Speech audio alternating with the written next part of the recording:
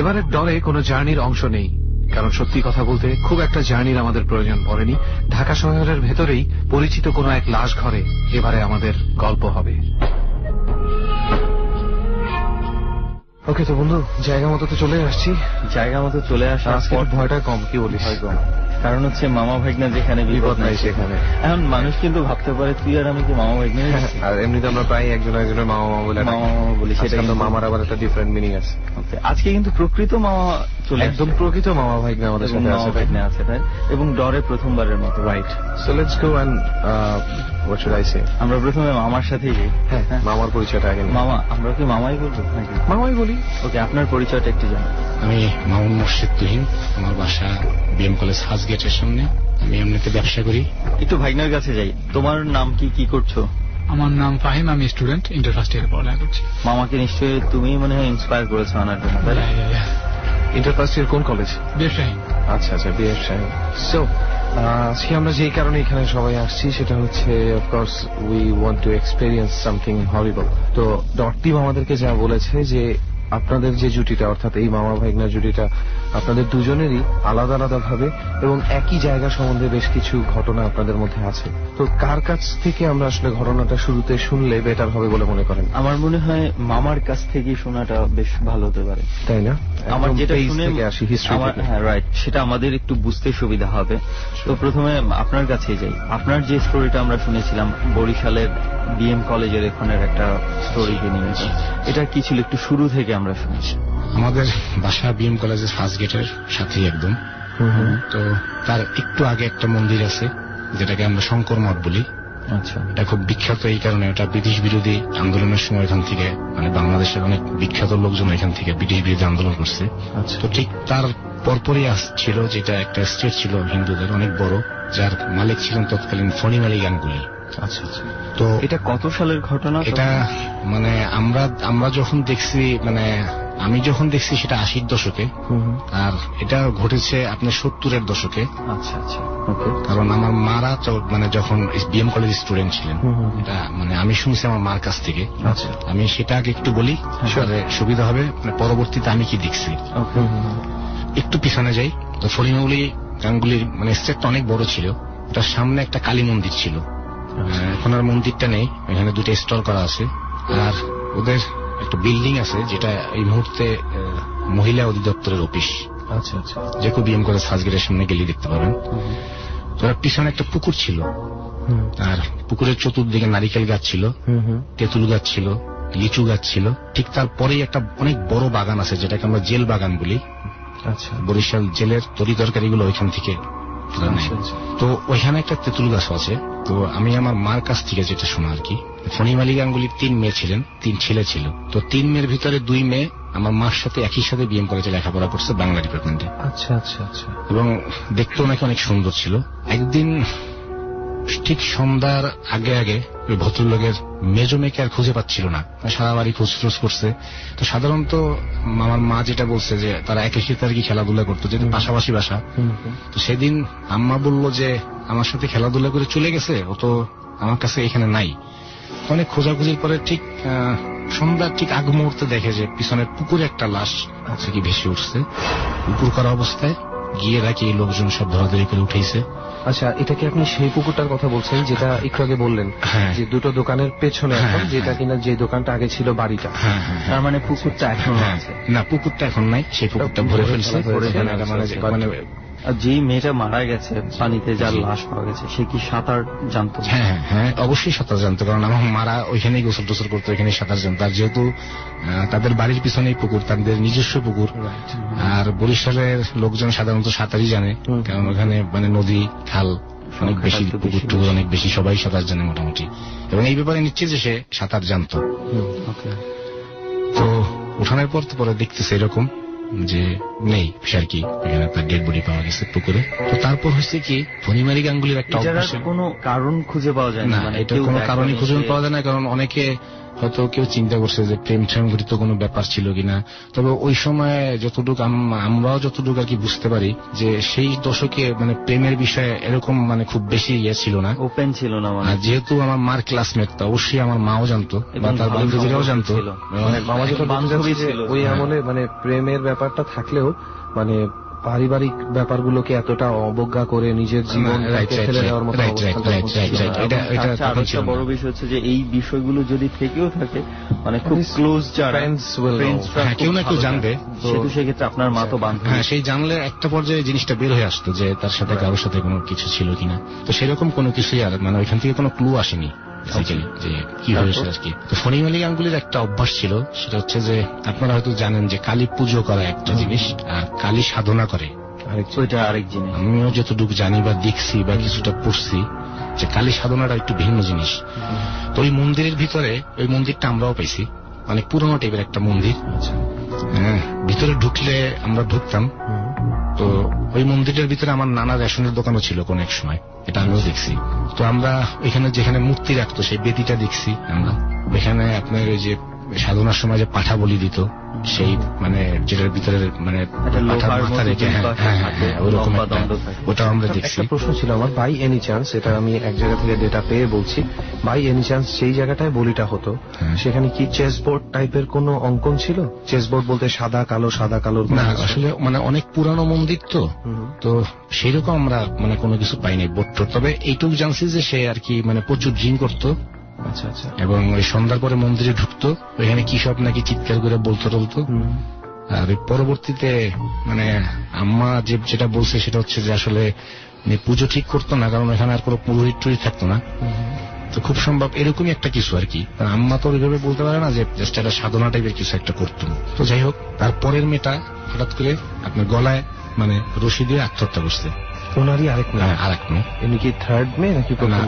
এটা ছিল মানে প্রথম যেজন মানে পানিতে ডুবে মারা গেছে সেটা ছিল মেজো, এটা ছিল বড়টা। আচ্ছা। হঠাৎ করে মানে মানে কোনো কারণ নেই, কিন্তু সে স্ট্রেট সুইসাইড করছে। ফাঁসিটা দিয়েছে তার ঘরের ভিতরেই আরার সাথে। আচ্ছা আচ্ছা। মৃত্যুটি কতদিনের মধ্যে? এটা হচ্ছে আপনার ছিল খুব সম্ভব 2 থেকে 2.5 মাসের ভিতরে। তো ওইটাও এরকম মানে দরজা খুলে না পরে ধাক্কা ধাক্কি করে দরজা ভাঙার পরে দেখতেছে যে সে ওখানে ঝুলে আছে। তো এটাও মানে আলটিমেট কোনো আসে না যে কোনো প্রেম বা এরকম কিছু, মানে কোনো আসলে কারণ খুঁজে পাওয়া যায় না কেন সুইসাইড। এমন না যে মেয়েটা পাগল ছিল বা মেন্টাল ডিপ্রেশনে ছিল যে ওইখান থেকে কিছু একটা করবে, সেরকমও কোনো কিছু না, কোনো কিছু ছিল না। তো এইটা গেল মানে খুব একটা আশ্চর্য ব্যাপার লাগে। ওনার পুরো মানে ফ্যামিলির প্রত্যেকটা সদস্য এইভাবে অপঘাতী চলে গেছে। মানে পরের মেয়েটাকে আমরা যতটুকু জানি যে আম্মা যেটা বলছে যে কোন এক রাতে নাকি সে মদ খেয়ে এরকম ওই মন্দির থেকে অনেক রাতে বের হয়েছে নাকি। তো বের হওয়ার পরে তার একদম যে ছোট যে মেয়েটা, ছোট বলতে ওই মেয়েটা তখন খুব সময় স্কুলে পড়তো, ওই মেয়েটা নাকি গলা টিপে মেরে ফেলছে সে। গাঙ্গুলি নিজেই? হ্যাঁ, নিজেই মেরে ফেলছে।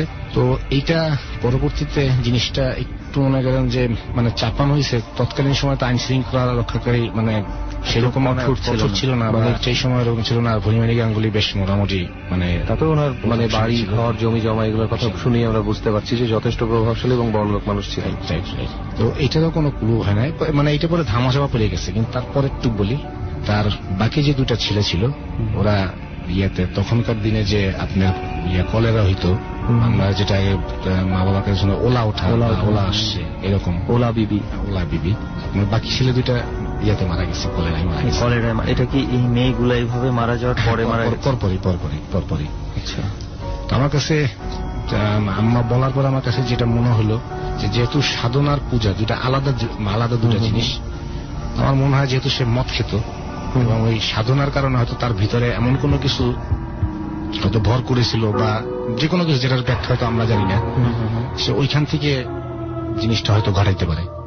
ছোট মেয়ে হতে পারে, কারণ আমরা এমন অনেক ঘটনাই জানি যে বর্তমানেও ঘটছে যে বিভিন্ন জিনিস পাওয়ার জন্য বিভিন্ন স্বপ্নে দেখে নিজের সন্তানকে পর্যন্ত মেরে ফেলছে। বাংলাদেশেও আমরা ইভেন আছে এই ঘটনাটা। ইনফ্যাক্ট ইন্ডিয়াতে এখনো বিভিন্ন জায়গায় এই ঘটনাগুলো ঘটে স্পেশালি। এবং এখানে একটা বড় মিল পেলাম, সেটা হচ্ছে যে কালী পূজার ব্যাপারটা বা কালী সাধনা। হ্যাঁ, ঠিক এভাবেই কালীকে নিজের মা ভেবে এবং নিজের আয়ু সবচেয়ে বেশি করার জন্য, অমর নিজেকে করার জন্য 17টা পর্যন্ত বাচ্চা বলি দেওয়া হয়েছে একই লোক। এই ঘটনাটা ঘটেছে। এবং যারা কালী যেটা আপনিও বলেছেন, কালী পূজা আর কালী সাধনা দুইটা আসলে ভিন্ন জিনিস। পূজা তো অনেকেই করে, কিন্তু সাধনা যারা করে নিজেকে এমন একটা লেভেলে নিয়ে যায়, চেষ্টা করে যে ওখান থেকে কোনো কিছু শক্তি নিজের মধ্যে। আমরা শুনছি যে মানে ওইখানে আপনার মহিলা অধিদপ্তর অফিস আসার আগে পাবলিক হেলথের অফিস ছিল, তো ওনাদের এক পিয়ন ওই মন্দিরের ভিতরেই থাকতেন, মানে বেদি টেদি ভাঙার পরে ওইখানে থাকতেন। তো ওনারা নাকি রাতের বেলা এরকম কি সব অস্বাভাবিক জিনিস দেখতাম, ওনার বাচ্চারা অসুস্থ থাকতো খুব। পরবর্তীতে আমরা ওই আপনার মন্দির ছেড়ে দেওয়ার পরে ওই মন্দিরটা ভেঙে ফেলছে, পরে পরবর্তীতে স্টল উঠানো হয়েছে। তারপর দেখছি যে এটা আমরাও দেখছি। তো এই তো গেল, তো আমার কাছে মনে হইতেছিল যে খুব সম্ভব সে ওই সাধনার ব্যাপারের কারণেই হয়তো সে কিছু একটা মানে আই থিঙ্ক এইটার সাথে ওই যে ওনার 3 মেয়ে 2 ছেলে অস্বাভাবিক ভাবে মারা গেছে, তো কোনো না কোনো একটা কানেকশন হতেও পারে। হ্যাঁ, কারণ তারপরে 2টা ছেলে একদম কলেরায় মারা গেছে। আমাদের এখান থেকে বরিশাল মহাশ্মশান একদম কাছে, একদমই কাছে, মানে হাঁটা পথ আর কি। তো ওনার কোনো ছেলে নাকি ওইখানে করেন, শ্মশানে দাহ করেন নাই। আচ্ছা, উনি দাহ করছে সেই তেঁতুল গাছের গোড়ায়, যেখানে ওনার সীমানা শেষ আর ওদিক থেকে জেলখানার সীমানা শুরু, জেলখানার বাগানের। সেই তেঁতুল গাছ আমরা দেখছি ছোটবেলায়, এবং ওখানে যে দাহ করার পরে যে আপনার যেই ছোট্ট করে সমাধি করে তাদের দেহবর্ষের অংশ রেখা, এগুলো আমরাই দেখছি। এবং ওইখানে সেই পূজা দেওয়ার সেই পুরানো হাড়ি ভাঙা ঠাঙা এগুলো আমরা দেখছি। তারপর যেটা হয়েছে সেটা হচ্ছে আমরা আর কি ছোটবেলায় যেটা দেখছি, আমি ব্যক্তিগত, আমার ফ্রেন্ড, আরো 2টা ফ্রেন্ড ছিল, ছোটবেলায় যেটা হয় আর কি, শীতকালে রস আনা, পায়েস খাওয়াটা অনেকেই করছো আর কি দুষ্টামির ইয়েতে। তো একদিন আমরা এরকম জাস্ট মানে রস খাবো, জেলখানার বাগানে বেশ কিছু খেজুর গাছ ছিল। আমরা 3 বন্ধু জাস্ট, তখন রাত আপনার 2টো কি 2:30টার মতো বাজে। তো পিছনে তো মানে ওই সময় তো বিদ্যুৎ ছিল, কিন্তু পিছনে তো ওইভাবে তো বিদ্যুতের কিছু ছিল না। আমরা জাস্ট ছোট্ট একটা ওয়াল ছিল, তো ওয়াল টপকানোর পরে আর কি তাদের এলাকায় পড়তাম। আমার নানার বাসা থেকে ওয়াল টপকাইলে পর ওইখানে পড়তাম। জাস্ট ওয়ালটা টপকাবো, তখন হঠাৎ করে আমার কাছে মনে হলো যে পুকুরের ঠিক ওই পার থেকে মানে সামন কেউ একজন হেঁটে যাচ্ছে আপনার সেই তেঁতুল গাছটা বরাবর, মানে ভয়, যেখানে হচ্ছে ওই ওদেরকে পোড়ানো হয়েছে। আমার এখনই কিন্তু অলরেডি মানে মাথার চুল দাঁড়াই গেছে। আমি ওদের দুজনকে মানে জাস্ট থামাইলাম, আমি চিন্তা করলাম যে আমি কি ভুল দেখতেছি, কোনো হ্যালুসিনেশন হচ্ছে নাকি আমার কাছে। আমি ওদের দুজনকে বললাম, আমার 2 ফ্রেন্ডকে, তুই দেখতো তোরা কেউ একজন মনে হয় এখানে হাইটা যাইতেছে। তোরা বলছে হ্যাঁ দেখতেছি কেউ একজন যাইতেছে। আমরা মানে চিৎকার দিছিলাম যে কে, দেখলাম যে কোনো আমাদের দিকে তাকাওনি, কোনো রেসপন্স নেই, সে মানে সোজা চলে যেতেছে। মানে স্বাভাবিকের চেয়ে একটু লম্বা, আপনার চুলগুলো একদম মানে খুব বেশি লম্বা না, কিন্তু চুলগুলা আপনার ছড়ানো একদম চতুর্দিকে। তার ফেসটাও মোটামুটি মানে সাইড থেকে দেখা যায় না, এরকম একটা অবস্থা। এবং যতটুকু মনে পড়ে শাড়িটা হয়তো সাদাই ছিল। তখন আমি যখন বুঝলাম যে আমার 2 বন্ধু দেখছে, তার মানে আমি কোনো হ্যালুসিনেশন দেখতেছি না। আর এমনও না যে খুব অন্ধকার ছিল না, সেদিন আকাশে চাঁদ ছিল, এবং সেটা একদম ভরা পূর্ণিমাই বলা চলে, একদম ফুল চাঁদই ছিল আকাশে। আর ওটা এমন কোন জঙ্গল না যে একদম ঝোপঝাড় কিছু আলো ছায়ার কোন খেলা, সেটা না, কিছু লম্বা লম্বা নারিকেল গাছ, লিচু গাছ, যথেষ্ট চাঁদের আলো, যথেষ্ট, কারণ পুকুরের ভিতরে চাঁদের আলো পড়তেছে, ওইটা রিফ্লেক্স করতেছে, আর মোটামুটি ক্লিয়ার দেখা যাচ্ছে সবকিছু। তো ডাক দেওয়ার পরে আর কোনো মানে সারা শব্দগুলো না, আমার দিকে তাকাইলো না, জাস্ট দেখলাম তো এখান থেকে হেঁটে গিয়ে আসতে তেঁতুল গাছের ওইখানে যাওয়ার পরে খুব ভালোভাবে তাকানোর পরে দেখি যে নাই, সে ওখানে আর নাই। আচ্ছা, তো ওই দিন আমরা আর ওই পাশে যাইনি। যেমন আমি বললাম যে দিকে আর যাওয়ার দরকার নেই, কিরম জানি আমার লাগতেছে শরীরের ভিতরে। পরে বললো যে তাহলে থাক, আজকে আর আমরা তাহলে যাবো না, কারণ ডাক দিলাম শুনলো না। 2 দিন পরে আর একবার আমরা প্ল্যান করছি যে যাবো, এবং ওই দিন আমরা গেছিও, যেখানে গিয়ে আপনার রস নামাইছি হাতে হাড়ি নিয়ে। যখন আসতেছিলাম তো ঠিক ওদের সীমানার ঠিক মাঝ বরাবর একটা তাল গাছ আছে বড়, এখনো যদি কেউ যায় জেলখানার বাগানে সেই তাল গাছটা দেখতে পাবে, সেই তাল গাছটা আছে এখনো, অনেক বড় একটা তাল গাছ। ঠিক আসার সময় হঠাৎ করে আমার চোখ পড়লো, দেখলাম যে বেশ বড় একটা আগুনের গোলা, মানে একটু অদ্ভুত টাইপের, নীল তারপর মানে সাদা, মানে এরকম একটা মিক্স মানে কালারের, একদম তাল গাছের একদম মাথা থেকে একদম সরাসরি নিচের দিকে নেমে আসলো, বেশ বড় সাইজের একটা গোলা। পরে আমি ফটকে থামে গেছি, এবং এটার আলোটা ওরাও দেখছে, আপনার বন্ধুরা ওরাও দেখছে। পরে আমি আরো বলতেছিলাম যে কিরে কেউ কি তাল পারে নাকি, টর্চ মাইরা। আচ্ছা, পরে এটা বললে আমি বলতেছি একটু দাঁড়া, আগাইস না সামনে, কারণ 2 দিন আগে ওই যে দেখলাম, তো একটু দাঁড়াই দেখি। পরে আমি চিন্তা করলাম এটা কি কোনো আলেয়ার আলো? পরে চিন্তা করলাম না, এখানে তো কোনো পচা ডুবা নাই, কচুরি বানাও নেই যে মিথেন গ্যাস জমবে, বাতাসের সংস্পর্শে আইসা যে আলো জ্বলে ওঠে, যেটাকে অনেকে ভূত মনে করে, কিন্তু আসলে এটা ভূত টুত কিছুই না, জাস্ট গ্যাস, মিথেন গ্যাস বাতাসের সংস্পর্শে আসলে পচা জিনিসের ভিতর থেকে যেটা হয়, ওইখানে সেটাও নেই। মানে ওইখান থেকে আগুন নামার মতো কোনো উপায় নাই, আর ওখানে কোনো বৈদ্যুতিক বাতিও নাই, যেটার কোনো স্পার্ক বা কোনো শর্ট সার্কিটের কোনো আলো, সেটাও না। মানে আপনি আপনার সায়েন্সের নলেজ দিয়ে 100% আমি মানে দেখেছেন যে কোনোভাবেই তৈরি করা সম্ভব না, ওইটা কোনোভাবে তৈরি হবে না, কারণ আশেপাশে সম্পূর্ণটাই মাটি, কোনো পুকুর নেই, কোনো পচা কোনো কচুরিপানা নাই যেখান থেকে কোনো কিছু উঠবে, আর ওইটা উপর থেকে নিচে নামছে। যদি নিচে নইতো তাহলে এটা নিচ থেকে উপরে পড়ে যেত। আমার মনে হয় এই অংশে আমি একটু মামাকে ইন্টারফেয়ার করে হলেও সবাইকে বলতে চাই যে প্লিজ আপনারা একটু বুঝবেন যে একটা কিছু দেখলেই সেটা অলৌকিক না। এভাবে যদি লজিক্যালি ডিফাইন করতে পারেন তাহলে অলৌকিকতার মধ্যে থেকে আমরা লৌকিকতা খুঁজে বের করতে পারি। থ্যাংক ইউ বাবা। হ্যাঁ, এরপরে প্লিজ আগান। তো আমি অনেক রকমের চিন্তা করলাম। আমার মানে তৎকালীন যেটুকু আমার নলেজে ছিল যে যেহেতু এইসব কোনো কিছু নাই, তো আমরা ওই দিন আর মানে সরাসরি ওই মানে তাল গাছের মানে গোড়া থেকে আমরা মানে জায়গাটা ক্রস করি নাই, আমরা এদিক থেকে ঘুরে শঙ্কর মঠের পাশ থেকে বেরোইছি। আচ্ছা। তো বেরোয়ার পরে রস টস খেলাম। পরবর্তীতে আমার আরেক বন্ধু, সেটা হচ্ছে যে ঠিক ওদের বাসা মানে ওই তেঁতুল গাছের ওই পাশ থেকে ওদের বাসা, তো ওরা রাতের বেলা এরকম আপনার ঘুঙুরের শব্দ পাইতো, আর ওইখানে আর একটা হিন্দু ফ্যামিলি থাকতো, ওরা এখনো আছে ওখানেই পেত। হ্যাঁ, একদম ঠিক ওই জায়গাটাই, একদম ওই পয়েন্টই। কিন্তু ওরা যখন বের হইতো তখন আর কোনো কিছু দেখতো না, কিন্তু ঘুঙুরের আওয়াজ নাকি তারা স্পষ্ট শুনতো। এটা চালতা গাছ ছিল, আর একটা তেঁতুল গাছ ছিল, এটা ভাঙা একটা ঘাটলা ছিল। এই দুই মানে চালতা গাছ আর তেঁতুল গাছের মাঝে বরাবর ঠিক আসা যাওয়ার হইতো ঘুঙুরে, আর মাঝে মধ্যে ঢিল টিল পড়তো ওই চালের উপরে। তো আমরা আর কি এটাই দেখছি। তো আমি যেটা অনেকভাবে চিন্তা করে দেখলাম যে আসলে সেই সাদা শাড়ি পরা হেরে যাওয়া তেঁতুল গাছের গোড়ায় গিয়ে দেখলাম নাই, এমন অন্ধকার বা খুব বেশি ঝোপ যে আমি কোনো কিছু আলো ছায়ার ভিতরে কিছু দেখছি কিনা। তারপর আবার আগুন, তারপর আমার বন্ধুরাও যেহেতু দেখছে, তো আমার কাছে মনে হইলো যে হ্যাঁ কিছু একটা হয়তো আছে। যদি লজিক দিয়া যদি চিন্তা করি এবং লজিকে যদি না জিনিসটা না হয় যে এইটা এইভাবে হইতে পারে না, তাহলে সেখানে বুঝতে হবে যে সামথিং ইজ রং। এটা ছিল মোটামুটি আপনার স্টোরি।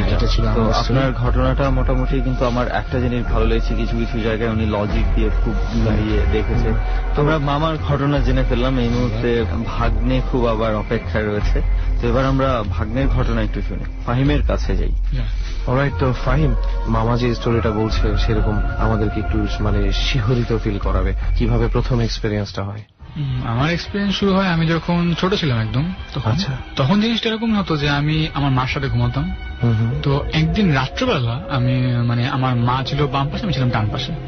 তো আমি যখন ডান পাশ থেকে দেয়ালের দিকে ফিরি, আমার একটা ছোট বল থেকে অভ্যাস, আমি দেয়ালের দিকে শুয়ে উঠি। তো আমি যখন দেয়ালের দিকে ফিরি তখন আমি দেখি যে আমার ঠিক একদম এক হাত সামনে বা তাও চেয়ে কম যে একটা ছোট বাচ্চা আকার একটু সাইজে বড়, কিন্তু সে মানে মনে হয় যে সে হাঁটতে পারবে না, এরকম একটা বাচ্চা, সে আমার দিকে চেয়ে হাসতেছে। এবং সে ছিল পুরোটাই সাদা, একদম চুন যেরকম সাদা সেরকম সাদা। তার চোখ ছিল স্বাভাবিকের চেয়ে একটু বেশি বড়, কিন্তু সে মানুষের মতো ছিল। সে সাদা রঙের একটা কাপড় জড়াই ছিল। আচ্ছা। এবং সে আমাদের কাছে হাসতেছে, এবং হাসিটা ছিল একদম পুরো অদ্ভুতের চেয়ে অদ্ভুত। মানে ইমাজিন করতে পারছি যে একটা বাচ্চা, চোখগুলো স্বাভাবিকের চেয়ে একটু বড়, জল জল করে তাকিয়ে আছে, কমপ্লিটলি হোয়াইট, তার কালারটা পুরো সাদা। সেতি রোগ যখন হয় না মানুষের, সেতি রোগটা একদম ওরকম, মানে পুরো গায়ে সেটি বলতে পারেন। তখন আপনার মা কি পাশে ছিল? আমার মা একদম পাশে ছিল। এটা দেখে আমি ফার্স্ট জোরে একটা চিৎকার মারার পর আমার আম্মা আমাকে জড়াই ধরে, জিজ্ঞেস করে কি হয়েছে, আমি বলি এরকম। তো সেটা শুরুতেই আমি মনে করেছিলাম যেটাই শেষ, ফিনিশিং, বাট না, এরপরে আরো শুরু হয়। এরপর দেখা যায় যে আমি তখন আমার একা একা খেলতাম। তো আমি খেলছি, কারেন্ট চলে গেছে। যখন কারেন্ট ছিল তখন এখানে কেউ ছিল না। যখন কারেন্টটা গেছে এখানে একটা বাচ্চা বসে গেছে, সেই বাচ্চাটা এখানে বসে গেছে। ওই বাচ্চাটা ওই অন্ধকারে আপনি দেখতে পাচ্ছেন। মানে আমি খেলতেছি, আমার স্পষ্ট মনে আছে, আমার ঠিক ডান দিকে একটা র্যাকের মতো ছিল, মানে টেবিল, পড়ার টেবিল। আমার বোন তখন থাকতো আমার সঙ্গে। তার পড়ার টেবিলটা যখন কারেন্ট ছিল তখন একদম পুরো ব্ল্যাঙ্ক। যখনই কারেন্টটা যায় তখন কারেন্ট যাওয়ার সাথে সাথে মনে হয় একটা অবয়ব দেখতে পাই আমি, সেটা বাচ্চা, মানে ওই বাচ্চা। এটা কোথায়, কোন জায়গাটায়, মানে বাসাটা আপনাদের কোথায়? এটা সেটা পূর্ব রংপুর। পূর্ব রামপুরাতে। এটার কি কোনো মানে ওই বাসার কি কোনো হিস্ট্রি আছে বা কোনো রকম আগে কোনো কিছু anything that came into your head, কোনো না কোনো ভাবে কারো কাছ থেকে গুজব আকারে কিছু শুনেছেন কি কখনো? ওই বাসা একদম নর্মাল, এবং ওই বাসাটা নতুন ছিল, আমরা যখন গেছিলাম তখন খুব বেশি বয়স ছিল না বাসাটা। আচ্ছা আচ্ছা।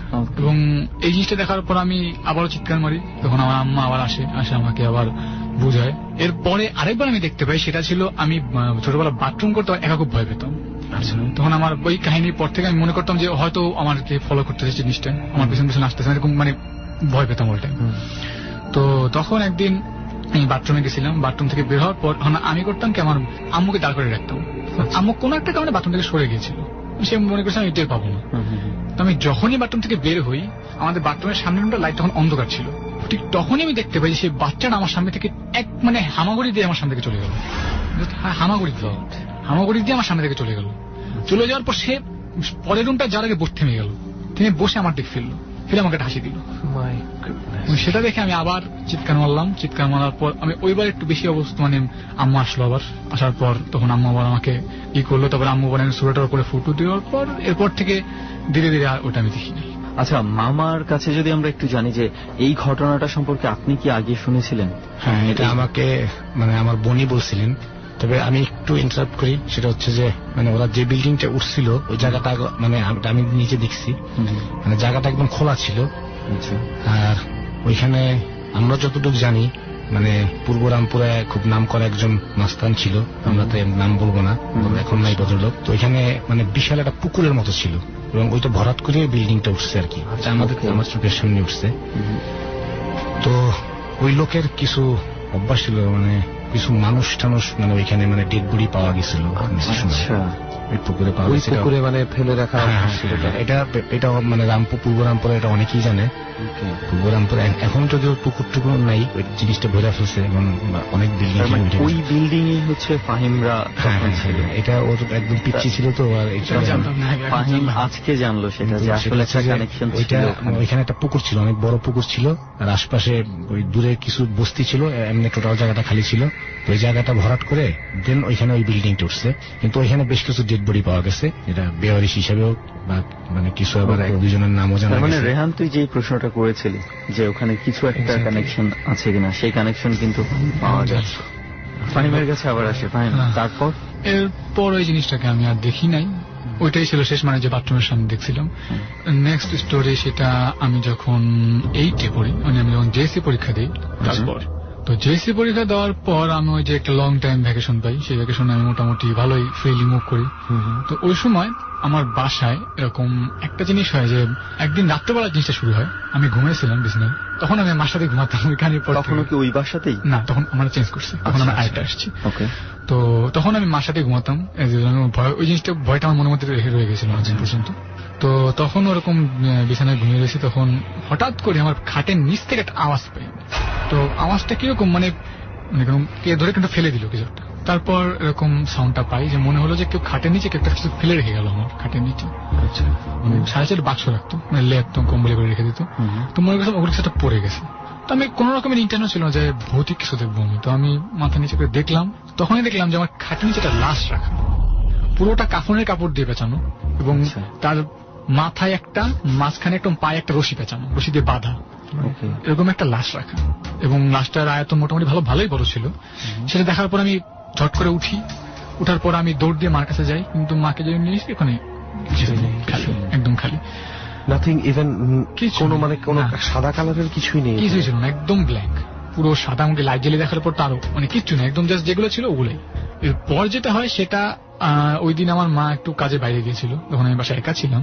তো ওই দিন একা থাকার পর আমি, আমাদের ওই সময় বাসায় 2টা রুম ছিল, একটা ছিল টিভি রুম, আরেকটা রুম ছিল আমার রুম।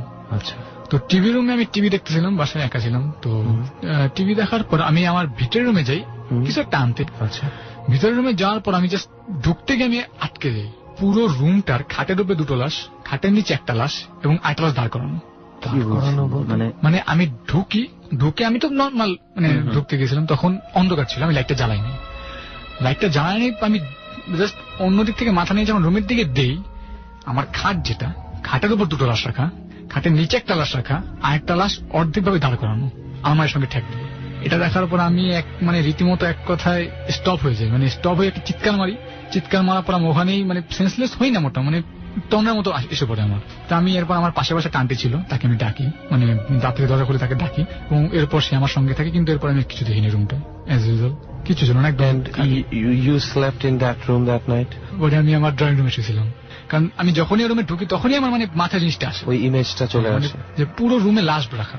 তুমি কি কোন রকম কোনো ঘ্রাণ পেয়েছিলে? না, কোনো ঘ্রাণ ছিল না, একদম নর্মাল, বাট লাশগুলো জল করছিল। টিভিতে কি দেখছিলে তুমি তখন, সেটা কি মনে আছে? এনিথিং স্পুকি, ভূতের কোনো কিছু? না, তখন আমি যতদূর সম্ভব একটা মুভি দেখতেছিলাম, কোন হরর মুভি টাইপের কিছু না? একটা তামিল মুভি। এটা দেখার এবং জিনিসগুলো জল করছিল, হচ্ছে বড় কথা যেটা, মানে অন্ধকারের মধ্যে আমি দেখতে পারছিলাম স্পষ্ট, রেডিয়েশন টাইপের কিছু একটা ছিল এটার মধ্যে। এটা ছিল, এটা দেখার পর তো আমি ওই রুমে আর ঘুমাইনি, এবং প্রায় অনেকদিনই ওই রুমে ঘুমাই না, আমি আমার সামনের রুমে ড্রয়িং রুমে ঘুমাই। তো এই ছিল আমার নেক্সট স্টোরি। এবং এই লাস্টটা আমি আরেকবার দেখছিলাম, সেটা ছিল আমি বাথরুম থেকে বের হওয়ার পর। অনেক রাত্রে আমি বাথরুমে যাই, বাথরুম থেকে দরজা খুলে বেরোতে গিয়ে ওই সমসাময়িক সময়, হ্যাঁ ওই টাইমটাতেই, ওই টাইমে ওই একই বাসায়, হ্যাঁ ওই একই বাসায়। এবং 3-4 দিন পর আমি বাথরুম থেকে বের হতে যাই, তখন দেখি আমার বাথরুমের সামনে একটা লাশ। জিনিসটা দেখার, এগুলো আপনার কোনো ধরনের ক্ষতি করার চেষ্টা করেন না? কিছু আপনি দেখেছেন? দেখতাম খালি। ওরা যেই বাসাগুলাই থাকতো, মানে ওই এলাকার মানে যতগুলা বাসা পরবর্তীতে তৈরি হয়েছে, টোটালটাই সেই যে পুকুরগুলা ছিল ছোট ছোট বড়, ওই পুকুরগুলা ভরাট করে ওখানে সেই বিল্ডিং গুলো উঠানো হয়েছে। পরবর্তী যে বাসাটা উঠছে সেটাও মানে ওখানে পুকুরই ছিল, মানে ওই এলাকায় সারাউন্ডিং এর ভিতরেই ছিল এটা। ওই পূর্বরামপুর একদম শেষ মাথার যতগুলা বাসা ছিল বা এখন আছে, এগুলা সব সেই পুকুরগুলোর উপরেই মাটি ভরাট করে তারপরে এখানে ফেলে, যেখানে বিগত দিনে বেশ কিছু পাওয়া গেছে। তো মেবি আমার কাছে মনে হচ্ছে যে ওইটার সাথে এটার সাথে কোনো হয়তো লিঙ্ক থাকতেও পারে। একটা লিঙ্ক তো অবশ্যই থাকতে পারে। তবে একটা কথা আমার মনে হয় সবার ক্ষেত্রেই বলে রাখা ভালো, যে পুকুরের উপরে বিল্ডিং অনেক আছে, হয়তোবা এখন মামা আমাদেরকে কিছুটা বলতে পারছেন, বা এমন অনেক জায়গা আমরা জানি যে কোনো একটা ঘটনা হয়তো হয়েছে আমরা জানি না, সেখানেও এরকম একটা কিছু হতে পারে। বাট ওয়াই ইউ, ফাহিম কেন বারবার দেখতে পাচ্ছে, এটা একটা ফ্যাক্টর। তো অন্য কেউ দেখতে পায় না, এটা কিন্তু আমাদের সবার কাছে ক্লিয়ার করা উচিত যে সবাই যে দেখতে পাবে তা না। কিছু কিছু ক্ষেত্রে হয়, যেমন একটা গল্প শুনেছিলাম একজনের কাছে, যে একটা মেয়ে ছিল, তার চোখ নষ্ট হয়ে যায়, 11-12 বছর বয়সে চোখ নষ্ট হয়ে যায়। তো পরবর্তীতে সে আবার তাকে আই ট্রান্সপ্লান্ট যেটাকে বলে, আবারও চোখ রাইট। তো সেটা করার পর থেকে সে নাকি তার বয়স 18-19 বছর বয়স পর্যন্ত, মানে দেখা যেত যে এক জায়গায় গিয়েছে, সবাই দেখছে 13-14 জন মানুষ আছে, সে দেখছে 15 জন, একজন বেশি। এবং এরকম করতে করতে একটা পর্যায়ে মেয়েটা যখন ভয় পাওয়া শুরু করে, তখন একটু ঘাটিয়ে দেখা যায় যে প্রতিবারই সে মৃত মানুষদেরকে দেখতে পাচ্ছে, মানে যাদের মৃত্যু হয়ে গেছে, কোনো একভাবে আত্মাটা অতৃপ্ত ভাবে ঘোরাঘুরি করছে। কিন্তু প্রথমে এতই ক্লিয়ার দেখতে পায় সে, যে সে ভাবে যে এদেরই একজন এখানে। পরবর্তীতে আস্তে আস্তে সে টের পায় যে বাকিটা দেখতে পাচ্ছে না। So some people have this vision. কেউ কারো দুর্ভাগ্য এই পর্যায়ে যায় যে এই ধরনের জিনিসগুলা তাদের চোখে পড়ে। হয়তো দেখা গেছে যে ও যেই মানে ডেড বলিগুলোর কথাও বলছে বা দেখছে, হয়তো এমনও হইতে পারে যে তারা কিছু একটা বলার চেষ্টা করতেছে, যে আমরা অমুক বা আমরা এইরকম কিছু, বা আমরা তার এগুলো তাদের ভাষা দ্বারা আমরা জানি না, হয়তো পৃথিবীটা বলতে কোনো একটা কিছু পাস করতে যাচ্ছে। মানে যেই বাসাগুলোতে ছিল সেই বাসাগুলো একটা মানে কানেকশন আছে, ওইটা একটা সারাউন্ডিং এর ভিতরে বাসা। এরপর ফাহিম আরো কিছু ঘটনা আপনার আছে, আরেকটা ঘটনা আমরা শুনেছিলাম, সেটা কি ছিল? মানে ভয়। আরেকটা ঘটনা আমরা শুনেছিলাম, সেটা কি ছিল? সেটা ছিল আমার একটা ফ্রেন্ডের একটা কাজিন ছিল, চাস্তো ভাই ছিল। তো ওর প্ল্যান ছিল যে ও চিল্লায় যাবে, জিনিসটা কি। তো সে একটু নামাজি টাইপের ছিল অনেক, এবং সে তখন এইচএসসি পরীক্ষা, ইন্টার পরীক্ষা দিয়ে সে একটা ভ্যাকেশন পায়, এবং সে ভ্যাকেশনে সে প্ল্যান করে যে সে চিল্লায় যাবে। আচ্ছা। তো সে ঠিক করে যে মাঝরাতে ঘুম ভেঙে যায়। তো ভেঙে যাওয়ার ফলে সে ঠিক করে যে সে একবারে তাহাজ্জুদের নামাজ আদায় করে তারপর ফজরের নামাজের উদ্দেশ্যে মসজিদে রওনা দিয়ে ওখান থেকে চলে যাবে। এবং যারা চিল্লায় যায় তারা তো জানে যে ফজরের নামাজ পড়ে রওনা দিতে হবে উদ্দেশ্যে। তো সে বের হয় বাসা থেকে বের হওয়ার পর গ্রাম সাইডে, তো তাই পুকুরে উজু করতে হয়, সে পুকুরে উজু করতে যায়।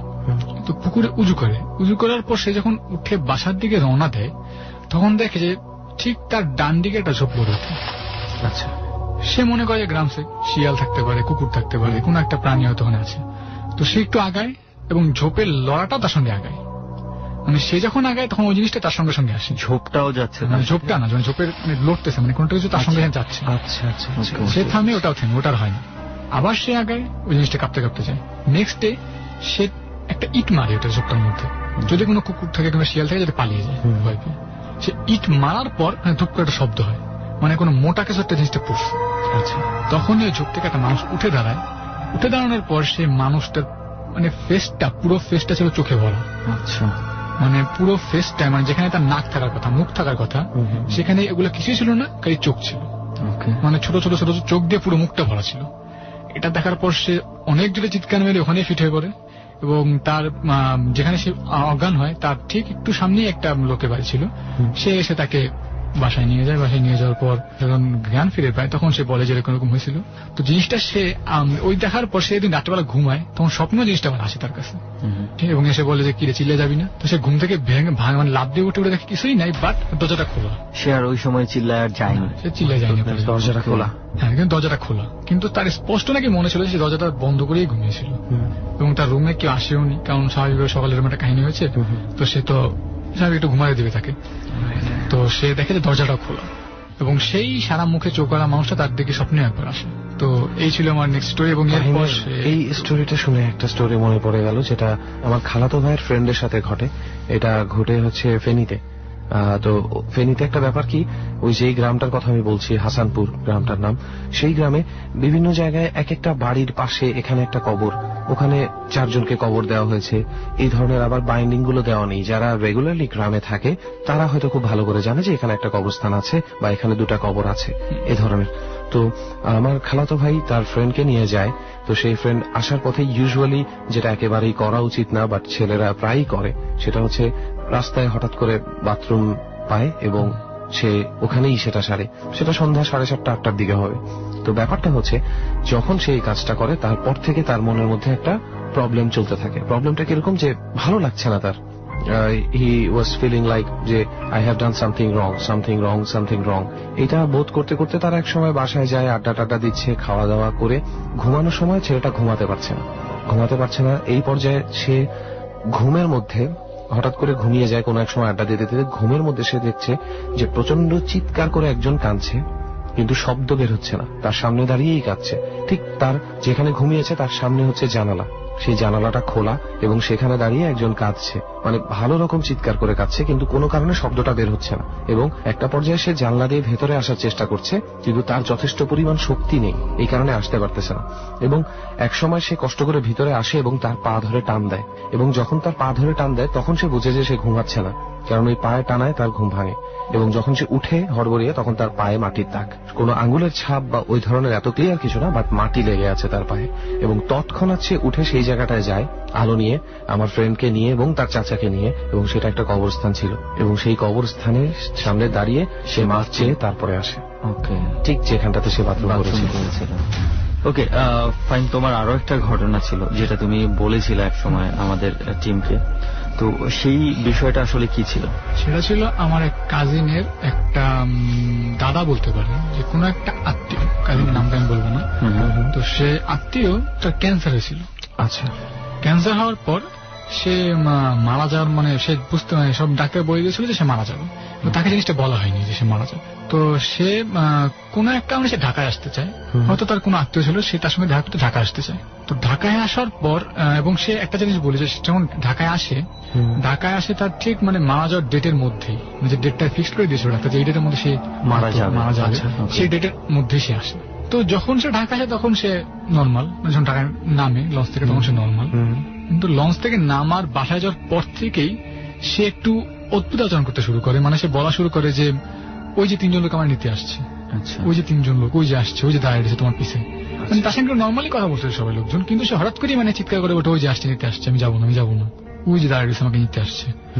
এবং সে নাকি এরকম প্রায় দেখতো যে ওই যে সে সজ্ঞান অবস্থায় বলছে, একদম সজ্ঞান অবস্থায় যে ওই যে আমাকে নিতে আসছে, আমাদেরকে তাকাই রয়েছে। এখানে কিন্তু একটা পয়েন্ট সবাইকে মনে করিয়ে দেওয়া দরকার, সে কিন্তু জানতো না যে তার মৃত্যু হবে, এটা জানানো হয়নি তাকে। ওকে, তা বলে ওই যে আমাকে নিয়ে যাবে, ওই যে আসছে। অর্থাৎ এটা বলে আমি এটা বোঝাতে চাচ্ছি যে মৃত্যু ভয় থেকে সে এগুলো দেখছে না, এমন না যে সে ভয় পেয়েছে যে তাকে আজরাইলটাকে কিছু এরকম কিছু। তারপর সে আরেকদিন রাত্রবেলা সে ঘুমিয়ে গেছে, তখন তার এক আত্মীয় তার রুমে ঢুকতে যায়, তখন দেখে তার রুম থেকে 3 জন লোক বের হয়ে গেল রুম থেকে। মাই গুডনেস, মানে সে দেখতে পেয়েছে তার আত্মীয় মানে সে বের হয়ে গেছে, তার রুমে ঢুকতে যাবে স্বাভাবিকভাবে পুরো মানুষ রাত্রবেলা। সে দেখতে গেল, মানে সে রুম থেকে বের হবে তখনই দেখবে 3 জন লোক মানে হনহনিয়ে হেঁটে বের হয়ে গেল তার রুম থেকে। ওকে, তারা কিরকম দেখতে বা কি ধরনের তার পোশাকে মধ্যে ছিল? সে অতটা দেখতে পারেনি, বাট সে সবাই সাদা ছিল, মানে ঠিক যেরকম তার ওই আত্মীয় বলছিল ডিসক্রিপশন, ঠিক সেরকম সাদা ছিল, লম্বা ছিল এবং তারা মানুষের মতোই ছিল, কিন্তু তারা হেঁটে বের হয়েছে। আচ্ছা আচ্ছা। এবং এর পরের দিন সে আবার এর পরের দিন সেটা বেশি শুরু করে, মানে সে এরপর মানে সেই আত্মীয় মানে রুমে ঢোকে নাই বা ওনার রুমে গিয়ে দেখে সে ঘুমিয়ে গেছে, মানে সব স্বাভাবিক? সব স্বাভাবিক। আচ্ছা। তারপর সে নেক্সট দিন থেকে সে একটু বেশি শুরু করে, সে আবার বলে যে আমাকে ডাকতেছে, আমাকে নিয়ে যাবে, ওই যে আমাকে হাত ধরে ডাকতেছে, আমাকে আসতে বলতেছে। আচ্ছা, সেরকম শুরু করে। এরকম সব সময় করে এরকম নাকি ঘুমিয়ে থাকলে রাতের বেলায়? যে সজ্ঞান অবস্থায়, মানে হঠাৎ মানে দুপুরবেলা, ভর দুপুরবেলা সেরকম করতো। আচ্ছা, মানে ভর দুপুরবেলা সে দাঁড়ায় বসে রয়েছে, তার সাথে কথা বলতেছে, মানে দেখা করতে আসছে তার সঙ্গে, হঠাৎ করে মানে জানলা দেখছে, বলতো ওই যে আমাকে ডাকতেছে, আমাকে আসতে বলতেছে। ওরা প্যানিক। তো এরকম দেখার তারপর কয়েকদিন পর সে মারা যায় এবং সে ঠিক মারা যাওয়ার আগদিন পর্যন্ত সে নাকি এরকম করে যে ওই যে আমাকে ডাকতেছে, আমাকে আজকে নিয়েই যাবে, আজকে নিয়েই যাবে। আমি এই ধরনের ব্যাপারগুলো শুনেছি একেবারে বেডে বিছানায় মৃতপ্রায় অবস্থায় না কি মানুষ আত্মীয় স্বজন কিংবা যদি দুর্ভাগ্যক্রমে কারো মৃত বাবা মা থাকে বা ভাই বোন থাকে তাদেরকে নাকি দেখতে পায়। আমরা এরকম অনেক ঘটনা পেয়েছি, আমরা ডরেও পেয়েছি যে আমাকে যে আমার মা চাচি নেওয়ার জন্য আসছে, এবং আমি নিজেও একটা ঘটনা আমি বলেছিলাম যে একজন বৃদ্ধা মহিলার কথা আমাদের যেখানে সে চিন্তন ছিল তিনটাকে। এরকম একটা ঘটনা একদম সত্যিকারই আছে, এবং এটা আমি এখন মানে সম্পূর্ণ বিলিভ করি। সেটা হচ্ছে আমার খুব ঘনিষ্ঠ একটা বন্ধু, তুমি যেখানেই থাকো ভালো থেকো, হারুন নাম, মানাতগঞ্জে বাসা। আমার চোখে পানি এসে পড়ছে, আমার খুব ঘনিষ্ঠ একটা বন্ধু। তো একদিন নাকি ওইরকম মানে বাসায় ঢুকতেছিল, মানে বিকেলবেলা যে কোনো এক কাজে, তখন নাকি একটা কুকুর এসে ওর গা শুকতেছিল। আচ্ছা আচ্ছা। তো ওর এলাকার একজন বয়স্ক একজন ভদ্রমহিলা ওই জিনিসটা ফলো করছে। ফলো করার পর ওরে বলতেছে, হারুন তোর কুকুরে শুকলো কেন এইভাবে? এটা কিন্তু খারাপ, কুকুর তো এইভাবে শুকে না মানুষকে। তোর তুই এটা দেখোস না? কেন কুকুর তো এসে ঘুরছে। কেন ঘুরে নাই, আমি তো দেখছি কুকুর শুকতেছে তোরে। তো সবচেয়ে আশ্চর্য ব্যাপার, এটা ও আইসা বলছে যে দেখ আমার কি কয় যে কুকুর শুকছে বলে আমি বলে কি মারা যাবো। ওই বৃদ্ধ মহিলা তখন বলেছে তাকে মারা যায়, মানে মারা না, বলছে যে কুকুর শোকা তো ভালো না। কুকুরে এরকম মানে আমরা তো অনেক সময় শুনছি যে বুড়া বুড়ি অনেক কথা বলতে শুরু বলে, বলেছেন। আবার আপনার ফ্রেন্ড হয়তো এটাকে কুসংস্কার হিসেবে নিয়েছে। আমার এসে বলছে যে দেখ কি কয় না কয়, আমি কি কইছে আমার বলে কুত্তে শুকছে বলে, আবার কি জাস্ট একটু মানে বরিশালের আঞ্চলিক ভাষায় কথা বলতে সবসময়, যে আমার কুকুরে করছে। তো আমার ওই পাশের বাসার এক আপা আছে, উনি আমার বলছে যে কিরে হারুন তোর গা এরকম কুকুরে কেন শুকতেছে? তো এই কথা বলার ঠিক 3 দিন পরে আমার বন্ধুটা মারা যায়। কিভাবে? হঠাৎ করে মারা যায় সে, খুব সম্ভব স্ট্রোক বা যাই হোক, আমি তো বলতে পারি না। কিন্তু ব্যাপারটা হচ্ছে যে কুকুরের শোকা বা যে মানে ওই বৃদ্ধ মহিলা যে বলেছে যে কুকুরে না 3 দিন ঠিক বলে নাই, বলছে কুকুরের শোকা 3 দিন পরেই মারা গেছে বলা। আমার যেদিন বলছে তার 2 দিন পরে আর কি, মানে ওই ভদ্রমহিলা বলার 3 দিন আর কি টোটাল। আমার জাস্ট মানে ওই জিনিসটা মনে হচ্ছে যে ভদ্রমহিলা বলছে যে হারুন কুকুরে এইভাবে শুকে না, কুকুরের এই শোকাটা তো খারাপ। হারুন বুঝে দূর কি বলতেছেন আপনি, মানে সোজা কথা মামার থটটা আর ওই আপার থটটা অনেকটা এরকম যে কুকুরটা হয়তো মৃত্যুর গন্ধ পেয়েছিল। রাইট, উনি সেই জন্য এটা নোটিস করেছে। There are something about dogs, especially মানে পশু পাখির ব্যাপারে একটা কিছু আছে, তারা কিন্তু অনেক কিছু টের পায়। অনেক জোরে চিৎকার করে ডাকলে মা বাবারা দেখছি কুকুর ধাওয়া দেয়, পরে বলছে কোনো মঙ্গল আসলো কিনা। দুপুরবেলা দেখা গেছে কাকা করে উঠলো। পশু পাখি খুব মানে আমরা যদি ন্যাচারাল ডিজাস্টার বা প্রাকৃতিক দুর্যোগ যদি আসে, যেরকম ভূমিকম্প আসলে কিন্তু বেশ কিছু প্রাণী কিন্তু ভূমিকম্পটা টের পায়। ব্যাপারটা হচ্ছে কি, সেটা হচ্ছে একটা জিনিস যে ওদের ব্রেনের যে ফ্রিকোয়েন্সি অনুযায়ী তারা ওই আর্থের ওই ফ্রিকোয়েন্সিটা টের পায়। এটা প্রকৃতি তাদের মধ্যে দিয়ে দিয়েছে তাদের প্রোটেকশনের জন্য। স্পেশালি কুকুর, পেঁচা, দাঁড়কাক, এই 3টা জিনিসের ব্যাপারে বলা হয় যে অনেক সময় নাকি এরা আসলে এরা না, মানে কোনো একটা কিছু রূপ ধারণ করতে পারে, এদের মতন হতে পারে। এদের ডাকাডাকি বা এদের মুভমেন্টে বেশ কিছু অলক্ষণে মানে আমাদের। আরেকটা কাহিনী আমি একটু যদি বলি, সেটা হচ্ছে গিয়ে আমার আম্মুর মুখে শোনা, সেটা আমার এক আত্মীয়র মায়ের। আচ্ছা, তার সে খুব সুন্দর ছিল এবং তার অনেক ফর্সা ছিল এবং অল টাইম তার সঙ্গে 2টা মাছি ঘুরতো। সে যেখানে যেত সেখানে 2টা মাছি তার সঙ্গে যেত এবং কোনো একটা কারণে সেই মাছি দুটোকে কেউ একজন মেরে ফেলছিল। আচ্ছা, মানে হয়তো ভাতের মধ্যে যে পড়ছিল, কোনো এক কারণে সেই মাছিটাকে মেরে ফেলছিল এবং ঠিক তার একদিন পরে সে মারা গেছিল। যে মেরে ফেলেছে সে মারা গেছে নাকি যার সাথে থাকতো? হ্যাঁ, এটা একটা আমার কাছে ইন্টারেস্টিং, কারণ হয়তো কোনো কানেকশন আছে মাছিটার সঙ্গে। সো আমার মনে হয় মানে কি বলবো, অনেক অসাধারণ কিছু ঘটনা আমরা শুনলাম, যেটা আমরা চাই যে কারোর সাথে না ঘটুক। এবং সবচেয়ে এমন কিছু ঘটনা শুনেছি যেটা হচ্ছে আমরা ওইভাবে কখনো চিন্তা করিনি। যেমন বিশেষ করে মামার কাছ থেকে কুকুর শোকার যেই ঘটনাটা শুনলাম, হয়তো আমরা কখনো এটা নোটিসও ভাবে মানে আমলে নেইনি। বাট এখন তো আমার মনে হচ্ছে কেউ যদি শুনে থাকে, ইউজুয়ালি কুকুর যদি এমনিতেও আসে সেক্ষেত্রে কিছু, এক্ষেত্রে আমার মনে বলে রাখা ভালো যে কুকুরের কিন্তু এমনি যে কোনো কুকুরের একটা স্বভাব আছে, তারা কিন্তু একদম মানুষের পায়ের কাছে শুকে। এবং কুকুরের ঘ্রাণ শক্তির জন্য কুকুর খুব বেশি বিভিন্ন জায়গায় ব্যবহার করা হচ্ছে, সেটা আপনি জানেন। এখন মামার ক্ষেত্রে যে ঘটনাটা, সেটা কাকতালীয় হতে পারে, কিংবা সেই আপা যে দেখেছিলেন সে হয়তো ডিফারেন্ট টাইপের শুকছে, ডিফারেন্ট স্টাইলে শুকছে, এই ধরনের কোনো আভাস পেয়েছিলেন। তো আপনারা নিজেদের সাথে হঠাৎ করে মিলাবেন না। কুকুর কাছাকাছি ঘেঁষলেই কিন্তু আবার একটু এই ধরনের চিন্তা করবেন। সো দুজনের কাছ থেকে অনেক ধন্যবাদ মামা ভাইগনা দুজনকেই। যে ধন্যবাদ আপনাদেরকে। Thank you very much and thank you Fahim and be careful. Thank you. Okay দোস্ত, তাহলে এখন কি করবি? এখন আরো গল্প শুনবি? গল্প তো অবশ্যই শুনতে হবে, তবে তার আগে মানে শীতের প্রোটেকশনটা আর একটু ভালো করে নেওয়া দরকার। যা শীত পড়ছে দেনিং। আই প্রমিস ইউ, আমি এখন যে গল্পটা আমরা শুনবো সেই গল্পটা একটু ছোঁয়া আমি আগে শুনেছিলাম। তো according to that, as much as I know, you will not feel anything like cold. তো পুরো শরীর গরম হয়ে যাবে। ওকে, তাহলে তো আপাতত আর শীতের প্রোটেকশন আর দরকার নাই। তাহলে চল শুনে ফেলি। এত শীত করছে, আমি এটা শুনতে যাচ্ছি। একটু পরিচয়টা নিয়ে নি। সামু ভাই, এতটুকু তো আমরা জানি, আর কিছু যদি আপনার সম্বন্ধে একটু ছোটখাটো করে বলার থাকে। আমি আসলে একটা জব করছি। আচ্ছা। আর বাসা তো মামুর। আচ্ছা আচ্ছা। আর আপনার দেশের বাড়ি কোথায়? দেশের বাড়ি চিটাং। চিটাং। আচ্ছা, যেই ঘটনাটা আপনি আমাদেরকে বলবেন বা যে ঘটনাগুলো আমাদেরকে বলবেন সেগুলো ঘটেছে কোথায়? মোহাম্মদপুর। মোহাম্মদপুরেই।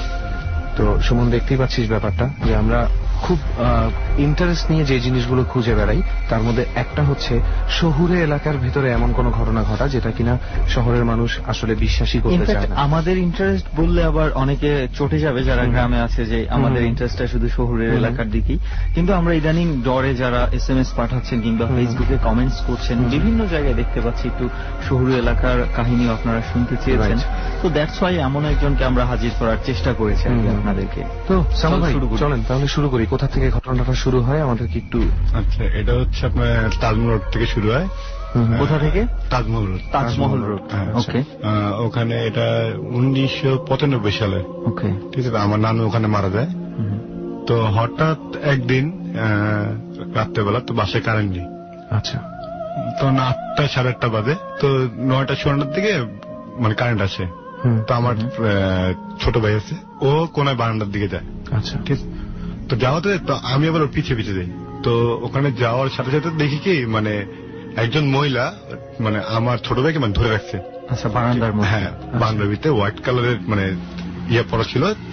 তো ধরে রাখছে। তো আমি ওকে মানে ধরার জন্য মানে অনেক চেষ্টা করছি, আমি পারতেছি না মানে ওই জায়গাটায়। মানে বুঝলাম না কথাটা, আপনি কাকে ধরার চেষ্টা মানে করছেন? আমার ছোট ভাইকে।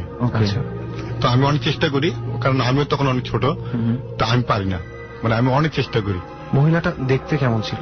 মহিলাটা দেখতে মানে চেহারা তো বুঝেনি, মানে আমি খালি দেখলাম মানে সাদা একটা মানে কি জানি আমার সামনে দাঁড়া রাখছে, অবয়বের মতো আপনি হ্যাঁ। দেখুন। তো ওই সময় আমার ছোট ভাইকে মানে মানে ছাড়ার জন্য আমি অনেক চেষ্টা করি, কিন্তু আমি পারি না। তো এক সময় আমি মানে অনেক দিন চিল্লাই আম্মু বলে। তো ওই সময় আম্মু বলছিল, তো আম্মু আবার মানে আসে আমার সামনে। তো আম্মু আমাকে অনেক জিজ্ঞেস করে, কিন্তু আমি আম্মুকে মানে আমি ওই সময় মানে আমি কিছু বলতে পারি না, মানে আমি 2-1 মিনিট মানে অনেক চুপ। তো আম্মু আমাকে একটা চটকানা মারে ওই সময়। তো আমি আম্মু বলছি, আম্মু ওই যে আমার ভাই। ঠিক আছে। আম্মু যে কি হয়েছে ওখানে? তাই আমি বললাম, আম্মু তুমি তাতে যাও, ওখানে গিয়ে দেখো। তো আমার ছোট ভাই কন্যা বারান্দার দিকে ও চুপচাপ দাঁড়া রয়েছে। ঠিক আছে। আম্মু গিয়ে দেখে। তো আমি আবার আম্মুর সাথে গেলাম। কই? আমি আম্মু এই জায়গা। তো আমার ছোট ভাই তখন কোন কথা বলতে পারে না। তখন আমার ছোট ভাইয়ের বয়স ছিল 1.5 বছর। আচ্ছা আচ্ছা। তো যাক আম্মু নিয়ে আসে। তা আমি তো অনেক ভয় তখন আর পেয়েছি। কিছু দেখতে পাইনি আপনার আম্মু? না, আম্মু কিছু দেখতে পারেনি, কিন্তু আম্মু বুঝতে পারে আচ্ছা, যে এখানে কিছু একটা মানে হয়েছে। মানে এটা কিভাবে বুঝতে পারে যে এখানে মানে কিছু একটা আমার হয়েছে? মানে নানা মারা যাওয়ার আগে আম্মুকে বলতে যে তোমরা এই বাসায় মানে থাকো না। আচ্ছা। আম্মু বলতে যে কেন? কয় এত কিছু বলা লাগবে না, তুমি এই তাদেরকে বাসায় ছেড়ে দাও। থাকো না। হ্যাঁ। তো আম্মু আচ্ছা। বলে। আর বাসাটা ছিল মানে পুরান বাড়ি। ওকে। আচ্ছা আচ্ছা। তারপর ওদিন রাত্রেবেলা গেল। তারপর দিন সকালবেলা আমি স্কুল চলে গেলাম। সন্ধ্যার দিকে আবার সেম ঘটনা, মানে কারেন্ট চলে গেছে। তো আমি বারান্দা, ওখানে আমাদের অনেক বড় বড় রুম। তো কারেন্ট নেই, তো বারান্দায় বসে দিছি। তো এই সময় কয়তলায় ছিল? ওটা 5 তলায়। 5 তলায়। ওকে। তো ওই সময় মানে দোলনা ছিল আমাদের। তো আমি দোলনায় বসে বসে আমি দুলতেছি সুন্দর মতো। তো আমার ছোট ভাই আমার সাথে হঠাৎ মানে আমি ওখান থেকে পড়ে যাই, দোলনা থেকে? হ্যাঁ, দোলন দিয়ে পড়ে যাই, দেখি ওই মহিলাটা আমার সামনে দাঁড়িয়ে রয়েছে। তো সামনে? হ্যাঁ, একদম সামনে। তো ওই সময় দেখার পর মানে আমি মানে কোনো কিছু বলতে না, আমি ওখানে মানে আমি দেখতেছি যে আমার সামনে দাঁড়িয়ে রয়েছে। তো আমি মানে ওই সময় অনেক চেষ্টা করি মানে আম্মুকে ডাকার জন্য, আমি ডাকতে পারি না, মানে অনেকক্ষণ ধরে, মানে গলা দিয়ে কোনো শব্দ হচ্ছে না। তো ওই সময় মানে এমন একটা শব্দ বেরে মানে আমার মুখ দিয়ে, মানে আমি বহুত চেষ্টা করি তো আমি পারি না। তো এমন একটা শব্দ বেরোতো, আমার বাসার সবাই মানে আমার ছোট বাবা আমার সাথে থাকতো, তো ওনারা সবাই চলে আসে। আচ্ছা, তো ওনারা আসে কি হয়েছে, তাই আমি বললাম আম্মু ওই যে ওই মহিলাটা। আম্মু বল যে কোন মহিলা? আমি আম্মু এখানে একজন মহিলা আছে।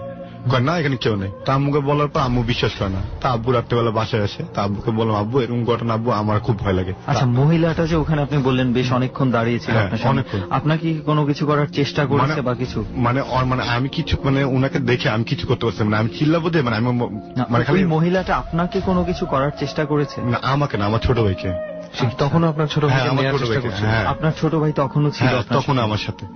ঠিক আছে। তো তারপর ওদিন গেল, তো শনিবার দিন রাত্রে, ওদিন অমাবস্যা রাত ছিল, তো রাত্রে ঠিক 12:03 বা 4 দিকে তো আমার বড় ভাই আছে, তো আমরা টিভি দেখতেছি। আচ্ছা। তো হঠাৎ দেখি মানে আমার খাটের উপর থেকে মানে একটা হাত গেছে, আর ওই হাতটা গিয়ে আমার বড় ভাই গলা মানে চিপতে ধরছে। শুধু একটা হাত? শুধু একটা হাত। আর এটা স্পষ্ট মানে আমি আমার বড় ভাই মানে আমরা দেখতেছি জিনিসটা। ঠিক আছে। তো বলার পর মানে টিভি দেখতেছি, তো আমি তো অনেক চিৎকার, আমার ভাইয়াও চিৎকার, মানে তো আব্বু আম্মুরা সবাই এসে কে খেয়েছে, তা ভাইয়া বলছে এরকম একজনের হাত আমার গলা চিপতে ধরছে। তো ভাইয়ের গলা দাগ পড়ে যায় সাথে সাথে ওই সময়। দাগ ছিল? হ্যাঁ, এই দাগ আপনার আব্বু আম্মু সবাই দেখতে? হ্যাঁ। তো এই সময় আমার ছোট উপর আপনার অনেক সাহস ছিল, তো উনি হঠাৎ মানে বলছে যে কোথায় কোথায়, তা আমি ফুপু ওই কোনায় কোনায়, তো ফুপু ওই কোনা বানান দিয়ে গেল, তো কিছু হয়নি। তো আমি খালি দেখলাম যে এক মহিলাটা মানে মানে জাস্ট বাতাসের মতন ফুপুর সাথে খালি একটা বাড়ি খেলো। কিসের সাথে? মানে আমার ফুপুর সাথে। ফুপুর সাথে? ওকে। ফুপুর সাথে বাড়ি খাওয়ার সাথে ফুপু অজ্ঞান হয়ে যায় ওই জায়গায়। তো অজ্ঞান হয়ে যাওয়ার পর তো ওনার ফ্রেন্ডস আসে অনেকক্ষণ পর, তো ওই সময় আর আমার চিলাচিল চোটে মানে এলাকার মানুষজন সবাই চলে আসে। আর এটা পুরো বাসাতে শুধু আপনিই দেখতে পাচ্ছেন? হ্যাঁ। মানে ওই মহিলাটার সাথে যে আপনার ফুপু যে বাড়িটা খেয়েছে, এটা আপনি ছাড়া আর কেউ দেখেন না ওই সময়? তো ফুপু অজ্ঞান হয়ে যায়, পরে এলাকার মানুষজন সবাই আসে। তা আসলে ফুপু যখন মানে মানে যখন জ্ঞান ফেরে তখন বলছে যে আমাকে ছেড়ে দে। তো ওই ছেড়ে দে বলে তো আমাদের রুমে মানে একটা মানে জানলা ছিল, ওই জানলার মধ্যে লাথি মারে, জানলা গ্রিল ভেঙে পড়ে যায় সাথে সাথে, 4 তলা থেকে নিচে পড়ে যায়। Can you believe that? 4 তলা থেকে মানে জানলার গ্রিল কোনো কারণে ভাঙা ছিল জানালা? না। তো ওই সময় যখন পড়ে যায় তখন এলাকার মানুষজন আসে, তারপর মসজিদে ইমাম সাহেব আসে। আসার পর মানে ওনারা অনেকক্ষণ মানে চেষ্টা করে, তো বললো যে ওই যে আপনার মানে আমার মতো ক্যাম্পের ওখানে একজন মুরব্বী থাকে, তো বলছে ওনাকে নিয়ে আসেন, উনি হয়তো বা ঠিক করতে পারবে। আচ্ছা আচ্ছা। তো উনি যখন আসে তো উনি এসে বলে যে এই বাড়িতে একটা মেয়ে আত্মহত্যা করে। আত্মহত্যা করে? আচ্ছা আচ্ছা। ঠিক আছে। এটা আমরা জানতাম না। তো ওই মেয়েটা আত্মহত্যা করে, তো আত্মহত্যা করার সাথে সাথে আর ওই বাড়িতে নাকি অনেক মানে আগের থেকেই মানে অনেক কিছু আছে ওখানে, মানে মুরব্বীটা বলে। তো বললো যে উনাকে তো আর এইভাবে তো আর ঠিক করে যাবে না, একটু সময় লাগবে। আচ্ছা। ঠিক আছে। আর আমি একা পারবো না। তো উনি আবার হিন্দু একজনের নাম দিল লালবাগে, তো আব্বু আবার ওখানে গেল, আবার উনাকে নিয়ে আসলো। ততক্ষণ ফুপু কিন্তু ঠিক হয়নি। অবস্থানটা কি তখন? মানে ওনার অবস্থান মানে ওনার চেহারা দিয়ে তখন তাকানো যেত না। কি করছিল উনি? মানে ওনাকে মানে ওনার হাতটা মানে মানে মানে আমার ভাইয়া আমার আব্বু মানে সবাই ধরে রাখতো, মানে ছাড়া যাবে না। ঠিক আছে। এলাকায় বড় ভাই ছিল। ভাঙচুর ধরনের কিছু? হ্যাঁ, ভাঙচুর মানে আমার ছোট ভাইকে নিয়ে যাবে ওর এক কথায়। ওকে, আচ্ছা আচ্ছা। আপনার ছোট ভাই ইন্টারেস্টটা এখন আপনার ফুপুতে এসে দেখা? ফুপুতে এসে দেখা গেছে। তা আম্মুরে বলছে কয় তোর ছেলেকে দে, আমি নিয়ে যাবো। তা আম্মু বলতে আমি তো দিব না। কয় না, তোর ছেলেকে আমি নিয়েই যাবো। ফুপু খালি একটা কথাই বলে যে তোর ছেলেকে আমি নিয়ে যাবো। তারপর আম্মু বলতে না আমি তো দিব না। তো এরপর মানে ওনারা যখন সবাই আসে তো ওনারা মানে তাবিজ দেয়, দেখে যে চলে গেছে। তো এক মুরব্বী বলে যে এটা সহজে যাবে না, একটু সময় লাগবে। ঠিক আছে। আর ফুপুকে বলে যে মানে কোনো মানুষ মারা গেলে যাতে মানে কোথাও না দেয়, তাহলে তাবিজটা নষ্ট হয়ে যাবে। আচ্ছা। মানে কোনো মানুষ মারা গেলে তার আশেপাশে ওনাকে যেতে নিষেধ করা হয়েছে? নিষেধ করা হয়েছে। তাবিজের তাহলে উপকারিতাটা কার্যকারিতাটা নষ্ট হয়ে যাবে। তার 2-3 দিন মানে ঠিক ছিল। 4 দিনের মাথায় রান্নাঘরে ফুপু চিংড়ি মাছ, গরুর মাংস কাঁচা আচ্ছা খাওয়া শুরু করছে। তো এটা দেখে মানে আমার বড় আপু আম্মুকে ডাক দিচ্ছে, কয় দেখো ফুপু মানে কি করে। আম্মু দেখে তো কয় না, ও তো এখন ঠিক হয়নি। তা আম্মু আবার রাত্রেবেলা আব্বুরে বললো, বলার পর আর ফুপুর একটা অভ্যাস ছিল যেটা মানে মানে ওটা হওয়ার পর মানে উনি সোজা বুকের উপরে হাত দিয়ে ঘুমাবে। আচ্ছা। একেবারে মানে ঠিক যেভাবে কাফনের মানুষ মারা গেলে। আর মানে উনি হঠাৎ চোখ খুলে মানে হঠাৎ এক ধ্যানে থাকবে। আচ্ছা, রাত্রেবেলায় কোনো কথা নেই কারোর সাথে, জাস্ট এক দৃষ্টিতে উপরের দিকে তাকিয়ে আছে। আর উনি রাত্রে 12টার পর গোসল করতে যায়। ওই তাবিজ দেওয়ার পরেও কি? তাবিজ দেওয়ার পরও। তো মানে আমার দাদু তখন বেঁচে ছিল, তো দাদু আসলো, দাদু অনেক কিছু ইয়ে করলো, তো দাদু বলতে ঠিক আছে তাহলে ও আমার সাথে থাকবে। তো দাদুর সাথে থাকতো। হঠাৎ 2-3 দিন পর উনি মানে গোসল করতে যায়। তো ওই সময় আবার আমার ছোট চাচা আসে, ভাইয়া আসে তাড়াতাড়ি করে। আসার পর তখন দেখি কি হয়েছে, তখন এরকম উপরে উঠে আমরা সবাই খুব আবার স্বাভাবিক দিনের বেলায়। এবং বটি তার হাতে নেই? না, নেই, মানে কিছু নেই, মানে একদম স্বাভাবিক। তারপর ওনাকে মানে অনেক কিছু করা, কিন্তু উনি মানে ঠিক হয় না। তো এরপর লাস্টের দিকে উনি আবার আমার সেজু চাচার বাসায় চলে যায়। তো ওখানে গিয়ে সেম কাহিনী করে। কোথায় চলে যায়? মানে আমার সেজু চাচার বাসায়। সেজু চাচার বাসায় চলে যায়। ওনার বাসায় যাওয়ার পর 2-1 দিন ঠিক থাকে, পরে হঠাৎ দেখা যায় মানে চোখের ইশারায় ব্যাগ উঠে যায়। মানে ব্যাগ উঠে যায়, মানে চোখের ইশারায় কোনো কিছু ধরছে না, কোনো কিছু ধরছে না, তাকিয়ে থেকে। হ্যাঁ, মানে ওই সময় যে থাকবে মানে সে ফিল করতে পারবে মানে ওই জিনিসটা কি। আপনি দেখেছেন? হ্যাঁ, আমার চাচারা সবাই দেখছে এই জিনিসটা। ঠিক আছে, তো তখন বলছে না মানে ওনাকে তো এইভাবে ঠিক করে দেন, ওনাকে ভালো একটা ট্রিটমেন্ট দিতে হবে। ঠিক আছে, এর ভিতরে আমার দাদু মারা যায় 2000 সালে, মানে মারা যায়। মানে এরকম আমার 2-3 বছর 4 বছর তো অনেক মানে সফর করতে করতে পরে আমার দাদু মারা যায়। তো দাদু মারা যাওয়ার পর মানে ফুপু তো মানে ওখানে যেতে পারেন, দাদু মারা গেছে। তো ওই সময় ওনার তাবিজটা আবার নষ্ট হয়ে যায়। আচ্ছা আচ্ছা, ঠিক আছে, ওই সময় তো এই জিনিসটা তখন কারো মানে ইয়ে ছিল না, স্মরণ ছিল না, তো নষ্ট হয়ে যায়। পরে ফুপুরে আবার এরকম শুরু হয়ে যায়, মানে আমরা ঘুমাইতে পারি না, মানে ঘুমালে একটা টেনশন কাজ করে যে এখনই মনে আসলো বা এটা হলো, মানে ফজর আজান কেন দিচ্ছে না, মানে ফজর আজান দিলে একটু শান্তি পেতাম যে না রাতটা পার হয়ে গেছে। ঠিক আছে, মানে ফজর আজান দিচ্ছে না কেন, মানে আমরা সবাই মানে খুব টেনশন থাকতাম। আর আপনার ছোট ভাইটা সে কার কাছে থাকতো? আম্মুর কাছে থাকতো। আচ্ছা, মানে আম্মুকে ছাড়তো না, সবসময় আম্মুর কাছে থাকতো। তো তারপর তো ওনাদের মানে যে জিনিসগুলো ছিল, তো মানে ওই যে ওজার যে ছিল, তো উনি বললো যে একটা মেয়ের আত্মা আছে, আর ওই যে 3-4টা হয়ে যত মানে ওনাকে ধরছে, এই জন্য ওনাকে মানে ইয়ে করা যাচ্ছে না, ছাড়ানো যাচ্ছে না।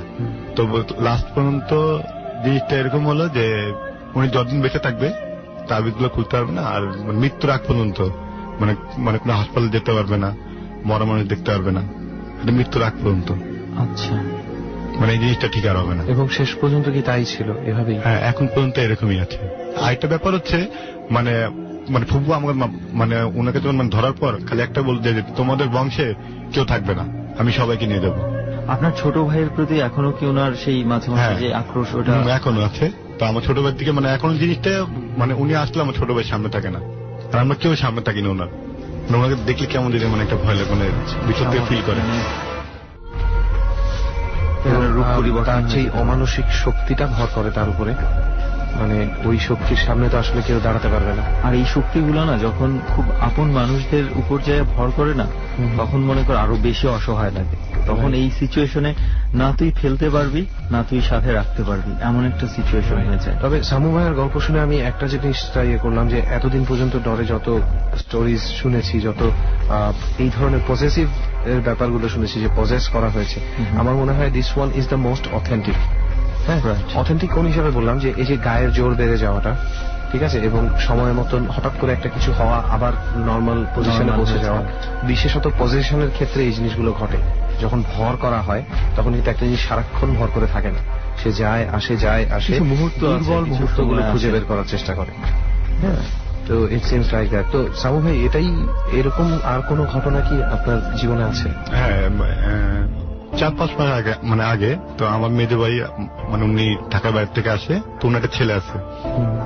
তো মানে ওই যে বলছিল যে আমাদের মানে মানে কাউকে মানে ঠিক মতন ইয়ে করতে দেবে, বংশে কাউকে থাকতে দেবে রাখবে না আর কি। হ্যাঁ, তো আমার মানে ভাই আসে, মেজো ভাই, তো সুন্দর রাত্রেবেলা আসে, ফ্রেশ ট্রেশ হয়ে খাওয়া দাওয়া করে ঘুমায়। এটা 5-6 মাস আগের ঘটনা।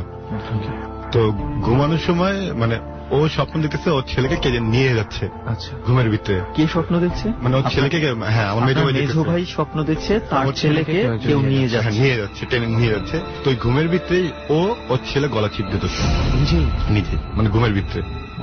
তো ভাবি এই জিনিসটা দেখে ভাবি অনেকবার ওকে ডাক দেওয়ার চেষ্টা করছে, বাট ওর তখন সেন্স নেই। তো সেন্স নেই, তো ভাবি একসময় চিৎকার মারে, এই রাত্রে 12:20 বা 12:30 বাজে। তো অনেক টাইপ ছিল, ঘুমে গেছে। তো ভাবি চিৎকার করে, তো ভাবি চিৎকার করতে আমরা সবাই চলে আসি, গিয়ে আমার ভাইয়ের চেহারার দিকে আমরা তাকাইতে পারি না। আপনারা যে কি অবস্থা দেখছেন, মানে ওর চোখ গুলা লাল হয়ে রয়েছে, মানে দেখার মতন না, তার নিজের ছেলের গলা কি তখন না না ততক্ষণ ছিল না, ওই ভাবি চিৎকে আমার তখন ও লাভ দিয়ে উঠছে, কিন্তু তার রেশটা কাটেনি আর কি। না ততক্ষণে মানে ইয়েটা হয়নি। পরে 2-1 দিন পর এই জিনিসটা মানে আমার আব্বুর উপরে গিয়ে এফেক্ট করে। আচ্ছা, ঠিক আছে, মানে আব্বু নামাজ পড়তে পারে না, আব্বু খালি এক কথা বলে আমাকে ডিস্টার্ব করতেছে, আমি নামাজ পড়তে পারতেছি না। কিরকম ডিস্টার্ব করছে? মানে মনে হচ্ছে ওনার পাশে কেউ দাঁড়া হয়েছে বা ওনাকে ধাক্কা দিচ্ছে বা ওনার আশেপাশে থেকে কেউ যাচ্ছে, ঠিক আছে, মানে উনি নামাজ পড়তে মানে নামাজ পড়তে পারছে না, কোনো একটা কিছুর এক্সিস্টেন্স উনি টের পাচ্ছেন আর কি সারাক্ষণ। তো এরকম ডেটিং করতে করতে সেম একই ঘটনা, মানে আমরা রাত্রেবেলা ঘুমাতে পারি না। আচ্ছা, মানে কি করবো এখানে আব্বুর এই অবস্থা। মেজো ভাই কি তখন আবার নর্মাল? হ্যাঁ, মেজো ভাই নর্মাল দিকে চলে আসছে, মেজো ভাই তো নর্মাল, ঠিক আছে, কিন্তু ওই জিনিসটা আব্বুর উপরে গিয়ে মানে এফেক্ট করছে। কারণ কি মানে ওকে যখন মানে ডাকা তখন আব্বু সবার আগে যায় যে ওকে ধরে বরাবর রাত্রেবেলা, তো এই জিনিসটা আব্বুর উপরে এফেক্ট করে।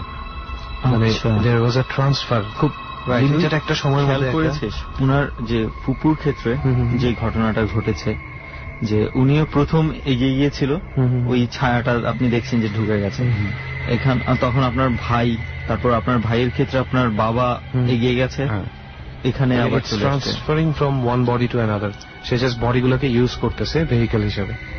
ওকে, তারপর ওখানে একজন হুজুর আছেন, তো ওনার কাছে নিয়ে যাই, তো উনি বলে যে আপনি যখন মানে ওখানে যখন গিয়েছেন আপনার ছেলেকে ধরতে, তো ওই জিনিসটাই আপনার ছেলেটা আপনাকে এফেক্ট করে।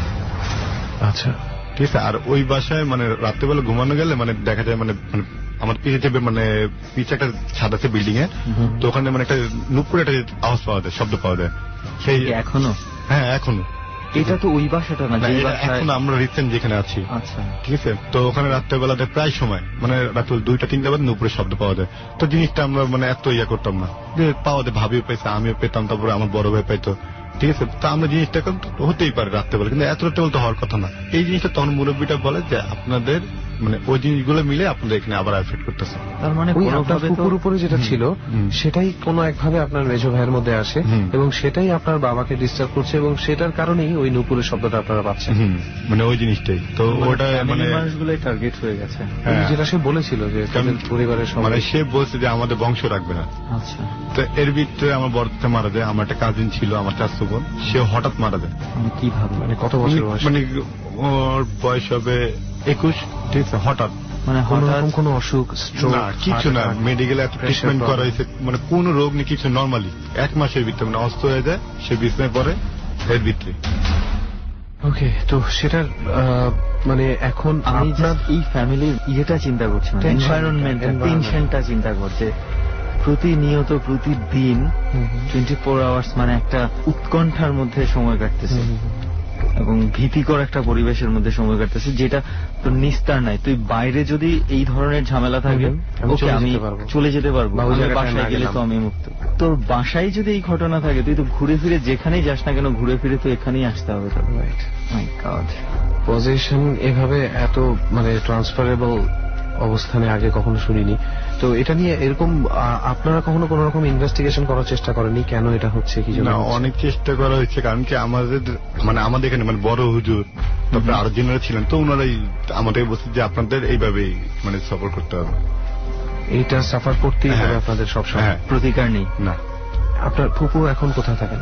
উনি এখন আমার বড় ফুপুর আসে, মানে ওনাদের সাথে থাকে। এবং উনি কি স্টিল এখনো সেই অ্যাবনর্মালিটিটা ওনার মধ্যে দেখা যায়? উনি নর্মাল থাকে, যেরকম ওই যে ওনার মানে ওই রাত্রে 12:30 পর গোসল করতে যায়, ওই অভ্যাসগুলো এখনো মানে একদম সোজা হয়ে শুয়ে থাকে, বুকে হাত দিয়ে, মানে এই জিনিসগুলো এখন আছে। উনি কাত হয়ে শুবেন, সোজা হয়ে শুয়ে থাকবে, আপনি যত বলবেন সে কাত হবেন। মানে আপনি ঘুমে যান, ওনাকে যখন ডাক দিবেন, যখন চোখটা খুলবেন, ওনার চোখটা মানে আপনি চোখের দিকে তাকালে আপনি বুঝতে পারবেন যে মানে জিনিসটা কি দেখতেছি আমি। আপনার এই ফুপুর পরিবর্তনগুলো তো হচ্ছে ওই দিন, যেই দিন থেকে আপনি দেখলেন ছায়াটা ঢুকলো, এরপর থেকে এই ধরনের পরিবর্তন। আচ্ছা, এই সময়ের মধ্যে এতদিনে আপনি কি ওই জিনিসটাকে আর দেখেছেন? আপনি 2বার দেখেছেন? হ্যাঁ, 2বার দেখেছি। এরপরে আর কখনো দেখেছেন? এরপরে কোন সময় দেখিনি, বাট মানে স্বপ্নের ভিতরে এই জিনিসটা আমার থাকে, স্বপ্নের ভিতরে আমার 2 মাস 3 মাস পর মানে স্বপ্নের ভিতরে আমার আসে। আপনাকে কি কোনো কিছু বলার চেষ্টা করে? না, মানে জিনিসটা কিছু কি বাস্তবে হয় না? বাস্তবে মানে ওরকম ভাবে হয় না, তবে দেখা যায় মানে আমি স্বপ্নে যা দেখি, দেখা যায় কদিন পর আমার ফ্যামিলিতে কোনো না কোনো একটা ঘটনা ঘটে। আমি সকালবেলা আম্মুকে বলি, আম্মু আমি ওই বাড়িতে এই স্বপ্নটা আমি আবার দেখলাম, কিন্তু আমি অন্যভাবে দেখলাম যে এরকম মানে। আর ওই বাসায় একটা মানে মজার ব্যাপার হচ্ছে, ওয়াশরুমে কখনো লাইট জ্বলতো না। কেন? এটা আমরা কখনো জানতাম না। এমনও হতে পারে কোনো ইলেকট্রিক, না, কোনো প্রবলেম না, কোনো প্রবলেম, শুধু ওই ওয়াশরুমটাই। মানে আমি এখন যদি লাইট লাগাই, আধা ঘন্টা পর ফিউজ হয়ে যায়। আচ্ছা, লাইটটা জ্বলে তারপর কিছু সময় মানে সন্ধ্যার পর থাকে না। এটা তো এমনও হতে পারে ওই লাইনটাতে ভোল্টেজের পরিমাণটা খুব বেশি আছে বা অন্য কিছু শর্ট সার্কিট থেকে। না না, এরকম কোনো প্রবলেম নেই। আপনারা টেস্ট করেছেন? হ্যাঁ, কারণ সারাদিন জ্বলে। সন্ধ্যা কেন? মানে একটা তো ব্যাপার থাকে, দুপুরে বা মানে সকালে যে কোনো একটা টাইম তো থাকে, কিন্তু সন্ধ্যার পর জ্বলে না, কতগুলো লাইট কাটা। আচ্ছা, একটু আগে উনি যেটা স্বপ্নের কথা বলছিল যে উনি স্বপ্ন যেটা দেখতে পায় যে দেখা গেছে কিছুদিন পরে এরকমই কিছু একটা হয়ে যায়, তো আমার মনে হয় এই ঘটনা এই ধরনের কিছু অনেকের মধ্যেই কম বেশি হতে পারে। লাইক আমি আমার ব্যক্তিগত এক্সপিরিয়েন্স থেকে আমি যেটা বলি যে আমি যদি কখনো মানে স্বপ্নে খুব ভয়ঙ্কর কোনো কিছু দেখি, আমি গত 5-6 বছর যাবৎ সেটা আমি দেখে যাচ্ছি যে এর কিছুদিন পরেই হয় আমার ফ্যামিলি কিংবা আমার আশেপাশে কিংবা আমার ক্লোজ কোন সার্কেলের মধ্যে কিছু না কিছু একটা ঝামেলা হচ্ছে, কিছু না কিছু একটা পরিবর্তন হচ্ছে। এবং স্বপ্নগুলো যখন দেখি, বিলিভ মি, খুবই ভয়ঙ্কর ধরনের স্বপ্ন আমি দেখি। এমন স্বপ্ন দেখে অনেক সময় উঠে বসে থাকতে হয়। আমি বুঝতে পারি, আমি টের পাই যখন আমি এই ধরনের স্বপ্নগুলো দেখা শুরু করি, মনে কর 3-4 দিন দেখছি, তখন জাস্ট আমার কাউন্টডাউন শুরু হয়ে যায়, হয়তো বা কিছু একটা ঘটতে যাচ্ছে। জাস্ট আমার একজন খুব কাছের একজন মানুষ মারা গিয়েছিল, তার মারা যাওয়ার প্রায় 1-1.5 মাস আগে থেকে আমি বিভিন্ন ধরনের অদ্ভুত স্বপ্ন আমি দেখেছি। তাকে নিয়ে কি কখনো সে ছিল, কখনো সে ছিল না, কিন্তু আমার মনে হচ্ছিল, আমার ভেতর থেকে ফিল হচ্ছিল কিছু একটা ঘটবে, হয় আমার সাথে ঘটবে কিংবা আমার সারাউন্ডিং এ ঘটবে। কিন্তু আমি গত 5-6 বছর যাবত দেখছি যে আমার সারাউন্ডিং এ ঘটছে ঘটনাগুলো। স্বপ্নে অনেক ধরনের ইন্ডিকেশন আসে, ব্রেনের অনেক রকম খেলায় অনেক রকম স্বপ্ন দেখায়, বাট কিছু কিছু স্বপ্ন থাকে আবার ডিরেক্ট নোটিফিকেশন যে something is going to happen, যেমনটা সুমনের ক্ষেত্রে ঘটছে, ইভেন সামুভাইয়ের ক্ষেত্রেও কিছুটা ঘটেছে। সামুভাইয়ের স্বপ্নগুলো থেকে এই ধরনের ডিরেক্ট কোনো ইন্ডিকেশন ছিল কখনো যে কিছু হতে পারে? না, মানে স্বপ্নগুলো আমি যখন দেখি, মানে প্রায় সময় দেখা যায় মানে শনিবারের দিন মানে আমার মানে ওই স্বপ্নগুলো আমি দেখি আর কি। আচ্ছা, শনিবারের দিনই তো বোধহয় একটা ঘটনা আপনার লাইফে ঘটেছিল? হ্যাঁ, শনিবারের দিনে। মানে যখন দোলনা থেকে পড়ে গিয়েছিলেন কি শনিবারে? না না, শনিবার দিন থেকে মানে আমার ঘটনা শুরু হয়। আচ্ছা, ওকে। তো ঘুরে ফিরে সেই শনিবার দিনেই আপনার মূলত দেখা যাচ্ছে যে আপনি স্বপ্নগুলো দেখলে ওই শনিবারেই দেখছেন। তো জিনিসগুলো ওখান থেকে মানে শুরু হয়। আর আপনার ভাই যে সাইফ, যার কথা বললেন, সে কি এখন কমপ্লিটলি ওকে? তার উপরে কোন রকম কোনো এফেক্ট হয় না? ওর উপরে কোনো এফেক্ট হয় না। ওকে। আর এবং এই পুরো আপনাদের ফ্যামিলির মধ্যে আপনিই দেখতে পেয়েছেন ছায়া আকারে, আপনি যেটা বললেন যে আমি যেটা দেখলাম যে যাদের উপরে পজিশন হয়েছে তাদের কথা যদি বাদ দিই, তাহলে কিন্তু সামু ভাই ছাড়া আর কেউ এত ক্লিয়ারলি দেখতে পায়নি। রাইট। সো এটা দুইভাবে ধরা যায়। একটা হচ্ছে কোনো এক কারণে উনি দেখতে পাচ্ছে, তার ব্রেনের মিডিয়ামটা ওই দিক থেকে ভালো বা ওই দিক থেকে টাচ করেছে সে। আরেকটা জিনিস যেটা হতে পারে সেটা হচ্ছে ওই জিনিসটা, ওটাকে আমি জিন বলবো নাকি আত্মা বলবো আমি জানি না, বাট সেই জিনিসটা কোনো এক কারণে আপনার সামনে নিজেকে শো করে। সেটা কেন? অন্য কেউ যেহেতু ওই ছায়াটা দেখতে পায়নি যেটা আপনার বুকুর ভিতরে চলে যায়, সেই ছায়াটা অন্য কেউ যেহেতু দেখতে পায়নি, উনি কেন দেখতে পাবেন? এটাই হচ্ছে প্রশ্ন। তার মানে কি এই নয় যে সেই ছায়াটা চাচ্ছে যে আমাকে দেখুক? অবশ্যই ছায়াটা চাচ্ছে সে দেখুক, তাই না? কারণ তার নিশ্চয়ই এমন কিছু দেখার ইচ্ছা নেই, আছে কি? না, আমার এরকম আই থিঙ্ক আমার মনে হয় না সুস্থ কারোর এই ধরনের কিছু দেখার ইচ্ছা থাকবে। আর কোন ধরনের কোনো কিছু কি শামু ভাই আপনার লাইফে ঘটেছে বা আপনি জানেন? না, এখন মানে এই জিনিসটা তো আমাদের এখনো মানে এটা আপনারা স্টিল এটার মধ্যে আছেন আর কি, এক একটা আতঙ্কের মধ্যে একটা দিন পার করছে। মানে কখন কি হয় আসলে পুরাটাই তো ঘটনা, প্রত্যেকটা দিনই ঘটনা। এক্স্যাক্টলি, প্রত্যেকটা দিনই ঘটনার ভিতরে যাচ্ছে। এবং আমি জাস্ট চিন্তা করছিলাম যে এই ধরনের একটা ঘটনা হঠাৎ একবার ঘটলে কত সিরিয়াস প্যাটার্ন থাকে, অথচ আমি জাস্ট চিন্তা করছি যে শামু ভাই কত ইজিলি বলে গেল ব্যাপারগুলো, এখনো ঘটছে, মানে কতটা অভ্যস্ত হয়ে গেলে এই অবস্থানটাতে আসতে হয়। তার মানে কোন পর্যায়ের টেনশন সে করে ফেলেছে যে কারণে এখন তার কাছে এটা খুব সিম্পল রুটিন হয়ে গেছে যে এটা হতে পারে। ওকে, দেন আমি মনে হয় যেটা বলেছিলাম সেটা কি কিছুটা হলেও সত্য হয়েছে? সুমন? না, কিছুটা না, আমার মনে হয় পুরোটাই সত্য হয়েছে। আমি জানি না এখানে কোনো মারামারি নেই, কাটাকাটি নেই, কিচ্ছু নেই, কিন্তু ওই যে ঘরের মধ্যে যে জিনিসটা নিয়ে বাস করা, এটার চিন্তাটাই হচ্ছে সবচেয়ে বড় পয়েন্ট এই স্টোরিটার। সবচেয়ে ভয়ঙ্কর যে গল্পগুলো সেগুলো আসলে বলার জন্য কেউ বেঁচে থাকে না। ভয়ঙ্কর সেটা আমরা জানতে পারি না, সেটা জানা হয়েছে। সবচেয়ে ভয়ঙ্করটা আমরা জানি না। এবং আরেকটা জিনিস যেটা আমার কাছে ফিল হয়, আমি মনে করি যে এই জিনিসগুলো সবার পক্ষে দেখা সম্ভব না। কিছু কিছু মানুষের ব্রেইন ফ্রিকোয়েন্সি প্যাটার্নই থাকে এরকম যে তাদের সামনে এই জিনিসগুলো পড়ে। অনেকে ঠিক ওই জায়গায় ওই স্পটে থেকে কিছুই টের পাবে না, বাট অনেকে টের পাচ্ছে। ওকে, আসলে আর বলার কিছু নাই, মানে প্রতিদিন সবসময় ডরের সাথে বসবাস আর কি, আমাদের চেয়ে বেশি। আমাদের চেয়েও বেশি। আর আমি একটা জিনিস আজকে অবাক হয়ে খেয়াল করলাম, বুঝছিস, যে আমরা সব সময় কখনোই মোস্ট অফ দ্য টাইমে আমরা বাইরে থাকি, চার দেওয়ালের মাঝে কখনোই থাকি না, বাট আমার কনসেন্ট্রেশন কখনো ব্রেক হয় না, আমি তাকিয়েই থাকি যে গল্প বলছে তার দিকে। অথচ আজকে এমন একটা জায়গায় আমরা আছি যেখানে চারিদিকে নড়ে উঠতে পারে এমন কিছু নেই, বা কেউ চলে আসার চান্স খুবই কম, অথচ বারবার আমার চোখ কিন্তু চারিদিকে ঘুরছে। এটা ঘোরার কথাই, কারণ আমরা যে জায়গার মধ্যে আছি, যেই ঘরের মধ্যে আছি, এই ঘরে আসলে মানুষ নড়াচড়া করে না সাধারণত। রাইট, যখনই নড়াচড়া করে সেটা অন্য কিছু হয়ে যায়। এখন নিশ্চয়ই মনে করছে আমরা আজকে কেন এই লাশ ঘরের মধ্যে আছি, এটা খুব স্বাভাবিক। এখানে যারা আছেন কিংবা রেডিওতে যারা শুনবে সবাই কিন্তু এটা জানতে চাইবে যে কেন আমরা এই জায়গাটা বেছে নিয়েছি। সেটার জন্য মনে হয় একটু অপেক্ষা করতে হবে, একটু অপেক্ষা করাই বেটার। তবে এতটুকু বলতে পারি যে হ্যাঁ, আমরা বেশ কিছু মানুষের সাথে কথা বলেছি, পুরো খবর পেয়ে হুট করে চলে আসিনি। কিছু ইন্টার্ন ডাক্তারের সাথে আমাদের কথা হয়েছে, ইভেন কিছু এক্সপেরিয়েন্সড লোকজনের সাথে আমাদের কথা হয়েছে। এবং কি কথা হয়েছে আসলে, পেছনের ঘটনাটা কি সেটা আপনারা জানবেন। আপাতত আমাদের সঙ্গে একজন আছেন, তিনি হচ্ছেন বেবি আপা। চল আমরা ওনার স্টোরিটা শুনি আগে, তারপরে আমরা এখানকার লাশ ঘরের ঘটনাটা বলি। ওকে আপু, তাহলে আপনি আপনার পরিচয়টা একটু ছোট্ট করে দিন। আমি বেবি আপা, আমি কচিকাচার অবৈতনিক স্কুল, ওটাতে টিচারে করি, এখানে পথ শিশুদের পড়ানো হয়। এটা কোথায় স্কুলটা?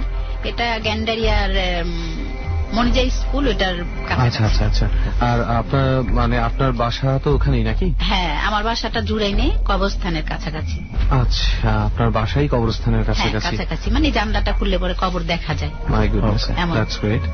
অনেকেই ওখানে কিন্তু থাকতে পারবে না, মানসিকভাবে একটু ভয় পাবে। আমরা একটা যে ঘটনা ডট টিমের কাছে শুনছিলাম যে আপনাদের বাসার কাজের মেয়ে নিয়ে কিছু একটা ঘটনা, না রেহান? হ্যাঁ, এমন একটা ঘটনা আছে। তাই সেটা একটু জানি তো, আমার কাছে খুব একটা ইন্টারেস্টিং মনে হয়েছে এটা। আমার আম্মা মারা গেছে 2009। ঘটনাটা এমন ছিল যে আমার মা বেঁচে ছিল তখন। আচ্ছা। তো মা মসজিদে নামাজ পড়তে যেত বাইতুল মোকাররম, ওখান থেকে ফেরার পথে রাস্তায় মেয়েটাকে কুড়ায় পায়। আচ্ছা, রাস্তায় একটা মেয়ে পায়। হ্যাঁ, কাঁদতেছিল। তো মা জিজ্ঞেস করছে, কিরে কাঁদছিস কেন? বলে কি, আমি অনেকদিন 3-4 দিন খাই না কোনো খাবার, আমার গায়ে কোনো জন নাই, আর আমারে কেউ তার সাথে নিতে চায় না, অচেনা বললা। মেয়েটার বয়স কত? এই কত হবে, 10-12 বা 15 এরকম। তো বাসায় নিয়ে আসছি, থাকতেছে প্রায় বেশ সপ্তাহখানেক হয়েছে। তারপর আমার আম্মা এই বাজারে ব্যাগ ছাদে ধুয়ে দিচ্ছে, তো সেটা নিয়ে আসতে বলছে। তখন সময়টা ছিল মাগরিবের আজান দিবে এই টাইম। তো এই টাইমটা গ্রামের মানুষরা বা শহরের মানে বুড়ারা বলে এই টাইমটা ঘর থেকে বের হইতে হয় না, মেয়ে ছেলে যেই হোক। এই টাইমটার পরে প্রহরের কথা বলছিলাম না, শুনুন। তো বলছে যে এই টাইমটা বাইরে যেতে হয় না, কিন্তু ওই টাইমটাতেই ছাদে গেছে বাজারে ব্যাগ টানতে। তো ওইটার পাশে একটা কৃষ্ণচূড়া গাছ, ওইটার ডালাটা আমার ছাদের উপরে পড়ছে। আচ্ছা, ওইখানে পড়ছে। তো ওইখানেই মানে দেয়ালের উপরে ব্যাগটা দেয়া ও আনতে গেছে, ওর চুলটা ছাড়া ছিল। আর ওর গলায় একটা বড় তাবিজ ছিল, কিসের এটা আমরা জানি না কেউ। তো ও ছাদ থেকে ব্যাগটা নিয়ে আসতেছে, আমি আর আমার ভাস্তি দুজন দাঁড়ায় আসছি বারান্দায়।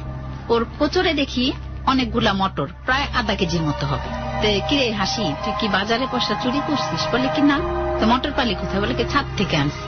তো তখন হয়তো অত কিছু ভাবি নাই, মানে মটর খাবো এটা আর কি। তো দুজনেই বাঁচতে, আমি দুজনেই 2 মুঠ নিলাম। নেওয়ার পরে ও সুলতানাও খাইতেছে, আমিও খাইতেছি। সুলতানাও খাইতেছে, আমিও খাইতেছি। খাওয়ার পরে ও ঘরে গেছে। তো ঘরে ভাবির মুখোমুখি হয়েছে। ভাবি বলে, কে তোর কচুরি কি? বলে কি দেখানো যাবে না। আচ্ছা, একটু অন্যরকম কণ্ঠ, কেমন জানি, দেখানো যাবে না। তখন ভাবি বলছে যে নিশ্চয়ই কোনো চুরি করা জিনিস, তাহলে আমি দেখবই। তো এরকম জেদ করাতে ও খুব শক্ত করে ধরে রাখছে। তো ভাবি যখন খুব জোরাজুরি করছে, ও পুরাটা ছাইড়া দিচ্ছে কোচরটা। ছাড়ার পরে কোচর থেকে সারা ঘর, ওই যে মাটির গুঁড়া, যেমন বিল্ডিং ভাঙলে যেমন গুঁড়াগুলি হয়, ওই গুঁড়া দিয়ে ছড়ায় গেছে।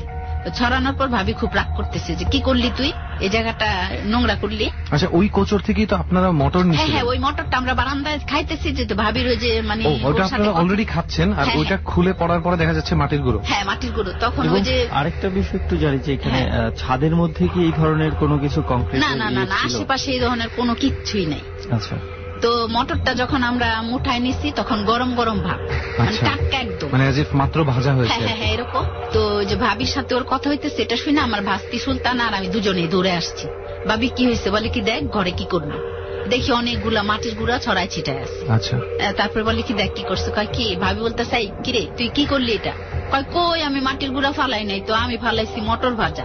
আমি বলি কি ভাবি ও তো আমাদেরকে মটর ভাজাই দিয়ে আসলো, বলে দেখ তোদেরকে মটর দিল আর ঘরে এসে এই গুঁড়াগুলি ফালাইলো। আমি সিনা ও তো কোচর থেকেই দিল। যখন এই কথা বলছে আমরা দুইজন ভয় পেয়ে গেছি, তখন মুখে আঙ্গুল দিয়া বমি করতেছি দুজন ভয়ে, যে কি খাইলাম এখন যদি মারা যায়, তার কারণ কি এটা ভূতের জিনিস। ভর সন্ধ্যা, মা বলতেছে যে কেন ও সন্ধ্যাবেলা গেল এটা আনতে, রাগ করতেছে এই ছাদের থেকে কি করে আসলো কে জানে, এরকম বলতেছে। তো কি করছে একদম মানে রাগ কইরা বারান্দায় বসে আসছি। বৈশা থাকার পর হঠাৎ দেখি ও এপাশ ওপাশ করে ঘুরতেছে আর কাঁদতেছে যে না আমি আর করবো না, আর যাবো না। তো এটা শুনে আমি বাইরে আসছি। আইসা আমি বলি কাই হাসি তুমি এমন করো কি জন্য, দেখি কি ওর হাতে পিঠে মানে বড় বড় ওই যে লাঠি দিয়ে পিটাইলে যেমন দাগ পড়ে এমন দাগ পড়তেছে, কিন্তু ও বলতেছে আমি আর যাবো না, আর করবো না। তো পাশ থেকে ফিস ফিস করে কেমন একটা কথা আসতেছে, ওর যে কথা বলতেছে ওর কণ্ঠটা না। কেন গেলি ছাদে, কেন গেলি, তোরে মানা করছি না যে এই টাইমে তুই কখনো বের হবি না, ছাদে তুই তোর তাবিজ ফালায় আসছিস, এরম বলতেছে। তা বলি কি হয়েছে হাসি, বলে কি না আমার নাম হাসি না, আমার নাম মালতী আর কাঞ্চন, আমরা ছাদে বসা ছিলাম, ও তো নিচে আসছে ওই বাজারে ব্যাগ নিতে গেছিল উপরে, এনে ঠিক আম্মা ওই টাইমে আসছে। আইসা বলে হ্যাঁ আমি পাঠাইছিলাম। তো বলতেছে যে এরকম সন্ধ্যাবেলা ওরে পাঠানো ঠিক হয় নাই, ও তার মধ্যে আবার চুল ছাড়া। আম্মা বলে নিশ্চয়ই, আম্মা তো নামাজ টামাজ পরে, উনি বুঝছে যে একটা কোনো ঘটনা ওর সাথে হয়েছে। তা হওয়ার পর আমার মেজো ভাই আবার ঘরে ছিল, সে একটু মানে এই ধরনের মানে দুষ্টামি করে আসছে যে কিরে তোরা আবার ভুট টুট ধরলো নাকি, আইসা দাঁড়া তোর ভূত ছুটাইতেছি, তুই কাজ করতে হইবে জন্য বগলামি ধরছিস। সে 2টা শুকনা মরিচ পুরা নিয়ে আসছে, নাকের কাছে ধরছে, ধরার পর তোর একদম বিদ্যুটে একটা চেহারা, কণ্ঠটা কেমন এরকম করে বলতেছে এই তুই আমার সামনে আসবি না। ওই মুহূর্তে আমার মেজো ভাবি আসছে, তার চুলটা ছাড়া ছিল খুব বড় বড় হাঁটুর কাছাকাছি। তারপর বলে কি ধরবো, চুলগুলি ধরে একদম হাতে পেঁচা একটা আসার দিব তোকে। এটা শোনার পর ভাবি একটু এই সম্বন্ধে জানতো, ভয় পেয়ে গেছে যে ওর মধ্যে মনে আবার সেই ভূতটা আসছে। এরকম ভাবতেছে যে আম্মা বলছে যে এই টাইমে সন্ধ্যায় ছাদে গেলে পরে এমন ঘটনা ঘটতে পারে। তো আমার দিকে তেড়ে আসতেছে। আমি বলছি যে ওর ভূত এখন ওর উপর ভর করছে, এরকম একটা কথা বলছি। তো ও বড় বড় চোখ করে লাল আমার দিকে আসতেছে, মানে গলা টিপা ধরবে এরকম ভাবে হাতটা পজিশন না। তা আমি কি করছি, সোজা দৌড় দিছি, দৌড় দিয়ে দেখি মেজো ভাইয়ের ঘরের দরজা বন্ধ, সে ঘরে ঢুকছি। আরেক রুমে আসছি মায়ের ঘরে, সে নামাজ পড়বে হয়তো, ভিতর থেকে দরজা বন্ধ। তারপরে একটা পাশের ঘরে আসছি, সেটাও বন্ধ, আরেক ভাই ওই ঘরে থাকে। এখন আমি কোনো দিকে যাওয়ার রাস্তা পাইতেছি না, ও আমার দিকে হাতটা মনে হয় 1 হাত দূরে হবে, হাতটা ঠিক এইভাবে ধরছে যে আমার গলার দিকে ধরবে। তা আমি ভাবলাম কি যে আমি তো ভূত ছাড়াইতে অনেক লোককে দেখছি, এই কায়াঙ্গুলের মধ্যে খুব করে ধরে, তা আমি একটু দেখি কি করা যায়, মানে নিজে বাঁচার জন্য, মরলে মরবো বাঁচলে বাঁচবো, ভূত তো আমাকে ধরবেই। তো আমি কি করছি, ওর দিকে দৌড়ায় গেছি, যায় মানে আমার টার্গেট যে ওর হাতটা ধরবো। তো ধরছি, ওর বাম হাতটা ধরে ডান হাত দিয়ে খুব চেপে একদম ওই আঙ্গুলের নিচের জায়গাটা ধরছি। ধরার পরে বলতেছে যে আমাকে ছাড়, আমি তো জানি তোকে এখন কি করতাম বলা যায় না, কিন্তু এখন করব না। আমি তোর নাম জানছি, তোর নাম ফাতেমা, এটা হযরত মুহাম্মদ সাল্লাল্লাহু আলাইহি সাল্লামের মেয়ের নাম, এজন্য তোকে সম্মানটা দিলাম, তুই আমাকে ছাইরা দে, আমি কিচ্ছু করব না, আমি যেখানে ছিলাম ওইখানে যাব। কিন্তু ওর গলা থেকে একটা তাবিজ ছাদে ফালায় আসছে, ওইটা যদি ওর সাথে দেয় আমি এক্ষণ ছাইরা যাব। তা আমি বললাম ওইটা কে আনবে, আমার বলে কি তুই যা। আমি বলি কি ও আমি উপরে যাই আর তুমি আমার গলা টিপায় ধরো। তো আমি আর ছাড়তেছি না, ওরে ধইরা নিয়েই আমি ছাদে যাচ্ছি, যে ওই তাবিজটা অন্ধকার তো গুটগুটা, কিছু হাতে নেবো এটা আমার খেয়াল নাই, সব ঘরের দরজা বন্ধ। তারপরে খুঁজতে খুঁজতে পায়ের কাছে কি যেন একটা লাগলো, হাত দিলাম, হাত দিয়ে দেখি একটা লোহার মতো কেমন কি মনে হয়। তো উঠাইছি, উঠাই দেখি তাবিজ। ওই তাবিজটা নিয়ে আমি উঠাই করে ঘরে আসছি। আইসা আমি মেজো ভাইরে ডাকতেছি, মেজো ভাই ওর গলা থেকে যে তাবিজটা পড়ে গেছিল এটা দিলে ওর ভূতটা ছাইরা যাবে, একটু দয়া করে দরজাটা খোলো, আমি ছাড়লে আমার ও মাইরা ফেলবে। তখন আমার আম্মা এসে দরজা খুলছে, খুলে বলে কি কেউ বের হবে না, ভয় পাইছে, তুই আমার কাছে দি। তাই দিচ্ছি আম্মার কাছে, আম্মা ওইটা একটা কালো সুতা দিয়ে ওর গলায় বাঁধতেছে, আমি কিন্তু ধরেই আছি আঙ্গুল। তো ধরার পরে আমার বলে আজকে তোকে ছাইরা দিলাম, তুই খুব সাবধানে থাকিস, তোকে এমন ধরা ধরবো তুই বাঁচতে পারবি না। হ্যাঁ, এই বইলা ও মানে আমার হাত থেকে আমি হাত না ছাড়ার আগেই ও পড়ে গেল মাটিতে, মানে ওর শরীর থেকে গেল। আমার আম্মা ওটা দিয়ে দিল। এই তো ঘটনা। সে কিভাবে এসছে, মানে হঠাৎ করে কিভাবে ওই রাস্তায় কেন আসছে, কিভাবে আপনার আম্মা পেল, ঘটনা আসছে, এটা কি হয়েছিল আসলে? ও গ্রামের বাড়িতে ছিল, ওই যে যখন আমি কানে আঙ্গুলটা ধরলাম খুব করে, তখন বলছিল যে আমি তোর এখান থেকে ধরি নাই, ছাদ থেকে আসি নাই, আমি অনেক দূর থেকে আসছি। ওর নাম কাঞ্চন, আমার নাম মালতী। আমরা কৃষ্ণচূড়া গাছের ডালে বসা ছিলাম। এই ও গ্রামের বাড়িতে ছিল, সেইখানে ভর সন্ধ্যাবেলা যখন সবাই আজান দেয় চতুর্দিকে অজু করে ওর পুকুরটার কাছাকাছি একটা তাল গাছ ছিল, ওইখানে ছিলাম। তো ওরে দেখে খুব ভাল লাগছে, এই জন্য ওরে ধরছি। তো ধরার পরে ও নাকি ঘরে আসছে ওই অবস্থায় অজু করাই, কিন্তু ওর কাঁধের উপর যখন বসা ছিল ঘরে আসছে আইসা, ছোট্ট একটা বাচ্চা ছিল, এই 3-4 মাস হবে, ও নিজেই গলা টিপে মারছে। টিপে মারার পর ও শাশুড়ি দেখছে, এটা দেখার পর রাত্রে কিছু বলে নাই। ও শাশুড়ি দেখেছে মানে মেয়েটা বিবাহিত ছিল? হ্যাঁ, মেয়েটা বিবাহিত ছিল। গ্রামের তো ছোটই বিয়ে দিয়ে দেয়, 12-13 বছর হলে বিয়ে দিয়ে দেয় আমার। তো শাশুড়ি দেখছে, কাউকে কিছু বলে নাই। সকাল হয়েছে পরে ওই ছেলেকে বলছে যার বউ, আর ছেলের বাপকে বলছে। ওরা কি করছে, পঞ্চায়েত থেকে মেয়েটাকে গ্রাম ছাড়া করছে, যে ওকে গ্রামে রাখা যাবে না, ও নিজের বাচ্চাকে মারছে, আমাদের ঘরে সবাইকেই মারবে। তো পঞ্চায়েত ডেকে মেয়েটাকে বের করে দিছে। এই সেই মেয়েটা আমার মেয়ে রাস্তায়, আপনার মা রাস্তা থেকে কুড়িয়ে পেয়েছে? আচ্ছা, কুড়াই নিয়ে আসছে। আসলে একটা অদ্ভুত একটা বিষয়, মানে নিজের মেয়েকে মেরে ফেলেছে। আচ্ছা বেবি আপা, আপনার কাছে আমার আরো একটা যেটা জানার আছে রেহান, আমরা দুজন শুনছিলাম যেটা যে ডট টিমের কাছে আপনার সন্তান, আপনার মেয়েকে নিয়ে হয়তো বা আপনি কিছু একটা ঝামেলার মধ্যে আছেন, তো সেইটা আসলে কি, সেইটা আমরা একটু জানতে চাই। সেটা হইতেছে যে হঠাৎ একদিন আমার মেয়ের খুব পেট ব্যথা, খুবই পেট ব্যথা। সে মানে এমন ভাবে কাতরাইতেছে যে তার জন্য আমি কিছু করতে পারতেছি না, ওর আব্বা বাসায় নেই। তো এরকম করার পর ওরে নিয়ে গেলাম ডাক্তারের কাছে। ডাক্তার যে ওষুধ দিল তাতেও কিছু হইল না। তো তখনই আমার বোন খবর দিছে যে তুই একা যখন, তাহলে ওরা আমার বাসায় নিয়ে আস। আমাদের বাসা থেকে মিরপুরে নিয়ে গেছি। ওইখানে আমার বোন বলল যে আমার মনে হয় পেট ব্যথাটা সকাল থেকে সন্ধ্যা হয়ে গেল, যেহেতু যাইতেছে না, এটা হয়তো কোনো বাতাস টাতাসের কিছু একটা ব্যাপার আছে। তো আমাদের পরিচিত একজন আছে, তাকে যদি ডাকি, সে দেখলে দেখি কি বলে। তো তাকে ডাইকা পাঠানো হলো। সে আসছে, আয়সা বলে কি যে আপনার মেয়েকে আমি একটু দেখি। তো সে দেখলো, হাতে তার একটা কালো কাইথনের মতো কেমন একটা সুতা ছিল, ওটা দিয়ে আমার মেয়েকে মাপলো, হাত মাপলো, গা মাপলো, পা থেকে মাথা পর্যন্ত মেপে বলল কি, ওরে মানে কালো জাদুর মতো একটা যে কথাটা আছে প্রচলিত, আমরা শুনি কিন্তু কখনো দেখি নাই, এর সাথে এটা হয়েছে। আচ্ছা। আর ওর গায়ের থেকে জামা থেকে কেটে নিছে। আচ্ছা। তা আমি বলি আমাদের বাসায় তো কেউ আসে না, বলে আসতে হবে না, এটা দূর থেকে নেওয়া যায়। আচ্ছা। তো জামা থেকে কেটে নিচ্ছে, নেওয়ার পরে ওর এই কাজটা করছে। ওর আর মিনিমাম হয়তো 5-6 মাস আছে, এই কটা দিনও বাঁচবে। ওর হায়াত শেষ হয়ে আসছে, ওকে বাঁচানো সম্ভব হবে না, এই কটা দিন আসছে। তো আমি খুব কান্নাকাটি করে, একটা মাত্র বাচ্চা, খুব কান্নাকাটি করে পা জড়ায় ধরলাম যে কি করা যায়, আপনি ওরে না কিছু করে যাইতে পারবেন না, যেহেতু বলছেন। আমি জানতাম না, সেটা অন্য ছিল, মরে গেলে মরে যাইত, কিন্তু এখন তো আপনাকে ছাড়া যাবে না, যেই করে হোক আমার বাচ্চাকে বাঁচাইতে হবে, একটাই আমার বাচ্চা। তো এরকম বলতেছি, খুব কান্নাকাটি করতেছি। করার পরে উনি বলে ঠিক আছে আমি দেখি। তো দেখার পরে উনি বলল যে আচ্ছা আমি কিছু কথা বলি, এটা আপনি যদি পারেন তাহলে হয়তো আপনার বাচ্চাকে চেষ্টা করা যায় বাঁচানোর। একটা গাছের একটা ফুল লাগবে গোলাপ, আর 7 ঘাটের পানি লাগবে, এটা আপনি জোগাড় করবেন। আর শ্মশানে যে মানুষ মরে, ওইখান থেকে লাশটা যখন পুড়তে থাকে, কাফনের কাপড়টা উড়ে বেড়ায়, মাটিতে না পড়ে, ওই মুহূর্তে কিছু কাফনের কাপড়ের ছাই আপনাকে জোগাড় করতে হবে। আর আমি একটা তাবিজ দিব, লাশটা যখন পুড়াইতে থাকে, বারটা হইতে হবে শনিবার, যেই টাইম হোক, সকাল সন্ধ্যা দুপুর রাত যা খুশি হোক, মানে শনিবার হইতে হবে। লাশটা পুড়তে থাকবে না, আপনি বুকের মাঝখানটায় তাবিজটা ফেলবেন। ওই যেই লাশটা পুড়তে থাকবে সেই লাশটার বুকের মাঝখানে ফেলতে হবে। আপনার খেয়াল রাখতে হবে বুকের মাঝখানে যাতে পড়ে। আচ্ছা। তো এরকম করতে পারবেন কিনা। তাই ভাবলাম যে বাচ্চার মরণপণ অবস্থা আমি পারবো, বলেন আপনার কোথায় যাইতে হবে। বলে কি যেই কোনো শ্মশানে, আপনি যেখানে খুশি, শ্মশান হলেই হবে, শনিবার একটা মানুষ পুড়তেছে। তো আমি বললাম আচ্ছা ঠিক আছে দেন। আমি গেলাম, যাওয়ার পরে ওই লোককে এই জিনিসগুলা জোগাড় করে দিতে হবে। আর তাবিজটা আপনার করতে হবে, ভরতে হবে মম দিয়া না, সিঁদুর দিয়া। এবং সিঁদুর হইতে হবে ওদের কালী মূর্তি যে থাকে হিন্দুদের, ওইটা কপাল থেকে নিতে হবে। এরকম শর্ত দিল কতগুলা, আমি সবটাই মানলাম। বাচ্চাকে বাঁচাতে হবে, এই আর কি আমার। তো যেদিন বইলা গেল তার পরের দিন শনিবার। তো শনিবার শ্মশানে আমি যখন যাই তখন দুপুর 12টার মতো বাজে। সেটা কোন শ্মশানে গিয়েছে? ওইটা এই জুরাইন কবরস্থান ছাইরা মনে হয় 2-3 মাইল হবে শ্মশান ঘাট। আচ্ছা। তো এখানে গেলাম, যাওয়ার পরে এখন কখন কোন লাশ আসবে আমি তো জানি না।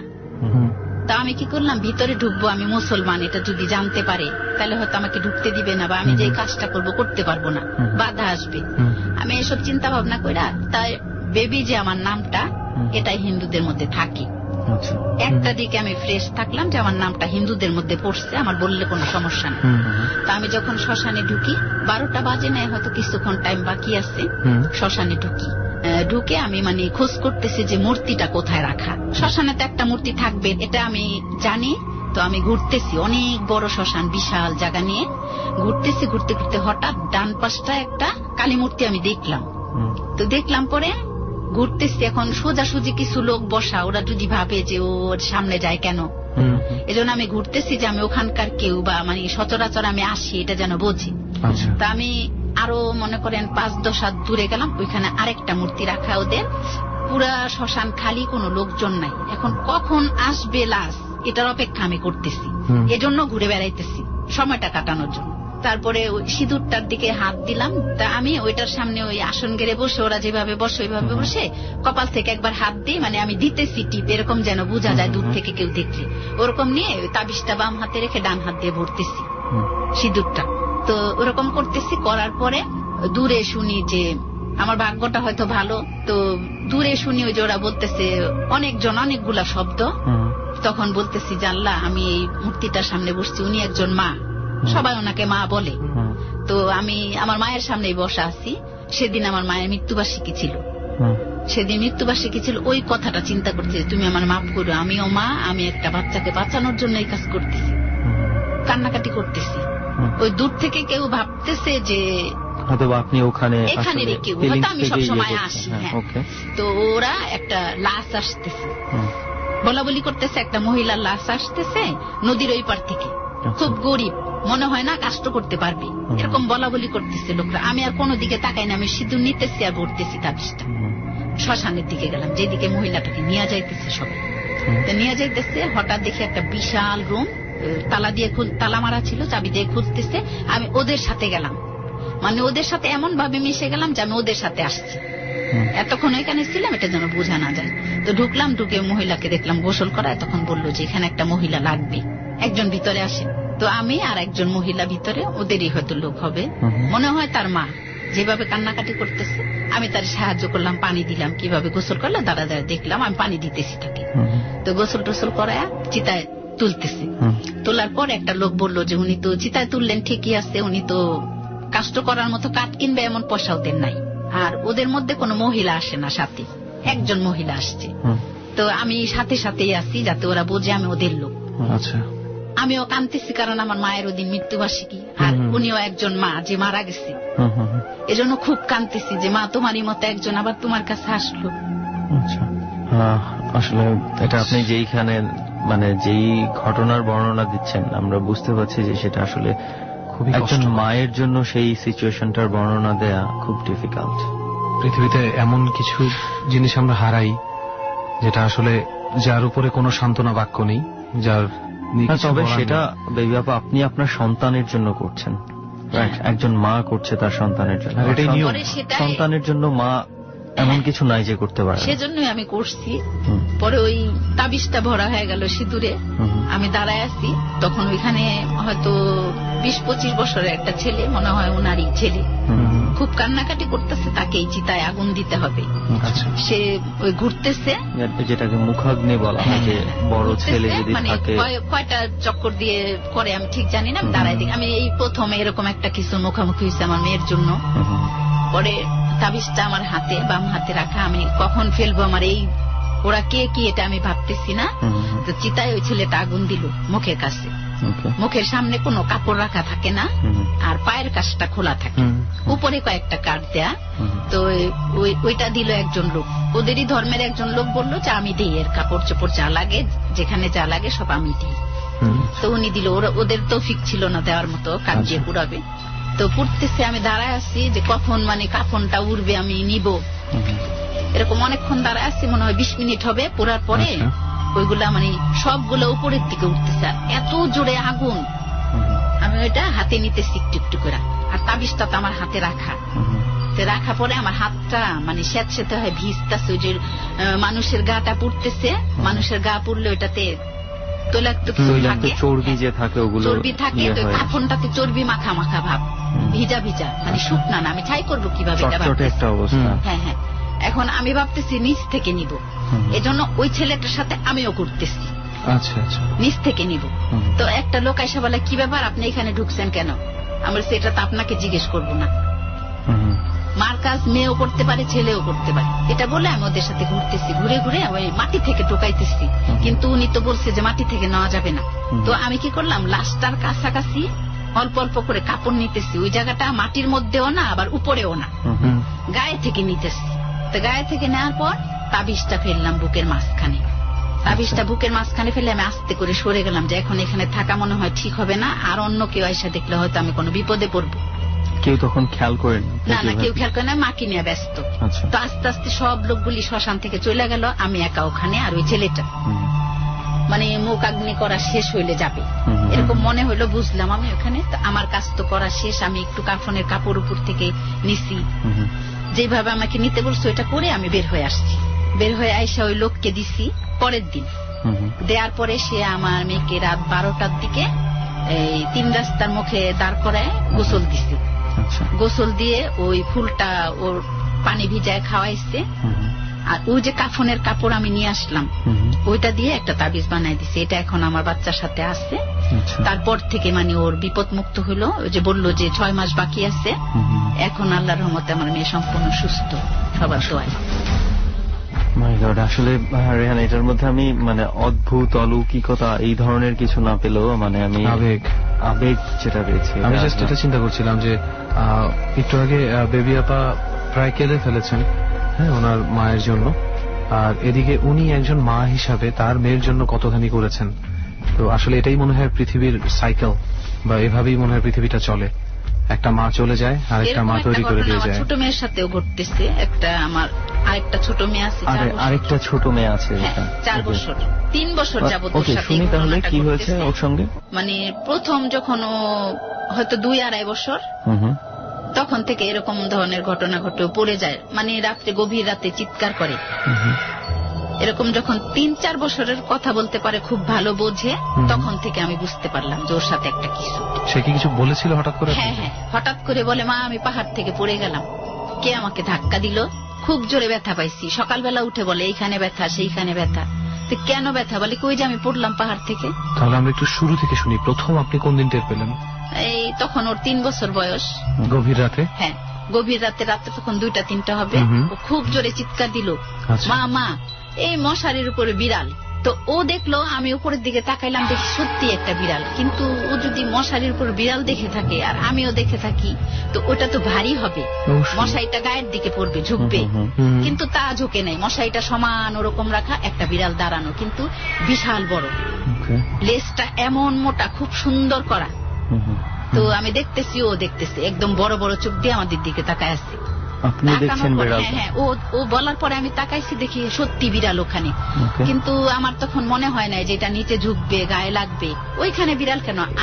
আমার মাথা ঠিক নাই, বাচ্চা এরকম বলছে, ঘর ঘুটঘুটে অন্ধকার, কিন্তু বিড়ালটা স্পষ্ট দেখা যায়, চোখ দুটো জলজল করতেছে। আমি উঠে মশাইটা উপর দিকে ধাক্কা দিছি, যাতে বিড়ালটা কোন সাইডে পড়ে। উপরের দিকে ধাক্কা দিছি, কিন্তু সে পড়ে না, আর ভারীও না, হালকা তুলার মতো মনে হলো, উপরে কিছুই না। আমি আবার ধাক্কা দিলাম, আর এইবার বোঝা গেল সে কোন এক সাইডে পড়ছে, একটা শব্দ হলো। আর তাড়াতাড়ি লাইট জ্বালাইছি, জ্বালায় দেখি ঘরের কোথাও কিছু না। তো বিড়ালটা কোথায় গেল? যাওয়ার মতো হয়তো বা কোনো না, না কোনো জায়গা ছিল না। খাটের নিচটা একদম দবদবা পরিষ্কার, কোথাও কিছু রাখা নাই। তাহলে বিড়ালটা কোথায় গেল? আশেপাশে কোনো জানালা? না না না, কোনো জানালা না, যাওয়ার কোনো পরিস্থিতি নাই তো। আচ্ছা, তারপরে আবার এরকম একটা গভীর রাতে এরকম ঘটনা ঘটলো যে, মা দেখো আমার বুকের উপরে এরকম বৈশা গলা চাপতেছে আমার, কি মা এরকম চিৎকার করছে। আমি তখন ঘুমায় আছি, এই 2টা-3টা, ঠিক এই টাইমটা দিয়ে ঘটনাটা ঘটে। তো আমি উঠছি, উঠে এমনি তো ঘুমের চোখ, ভালো মতো তাকাইছি, বলে কি, মা বুক থেকে সরাও, আমার তো চাইপা মাইরা ফেলতেছে। তো আমি তাড়াতাড়ি ওরে টান দিয়া বুকে নিছি। ও খুব জোরে চিৎকার করছে যে আমার ঘুম ভেঙে গেছে।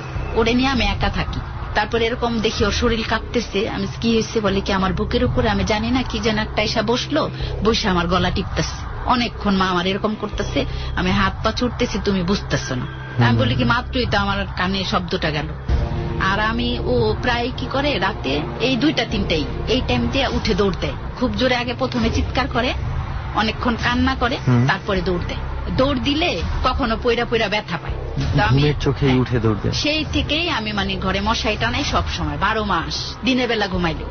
আচ্ছা, ওই যে পড়ে যায় ব্যথা পায়, আচ্ছা আচ্ছা, খুব করে গুজে দেয় মশাইটা, তারপরে ওর বুকে নিয়ে ঘুমাই।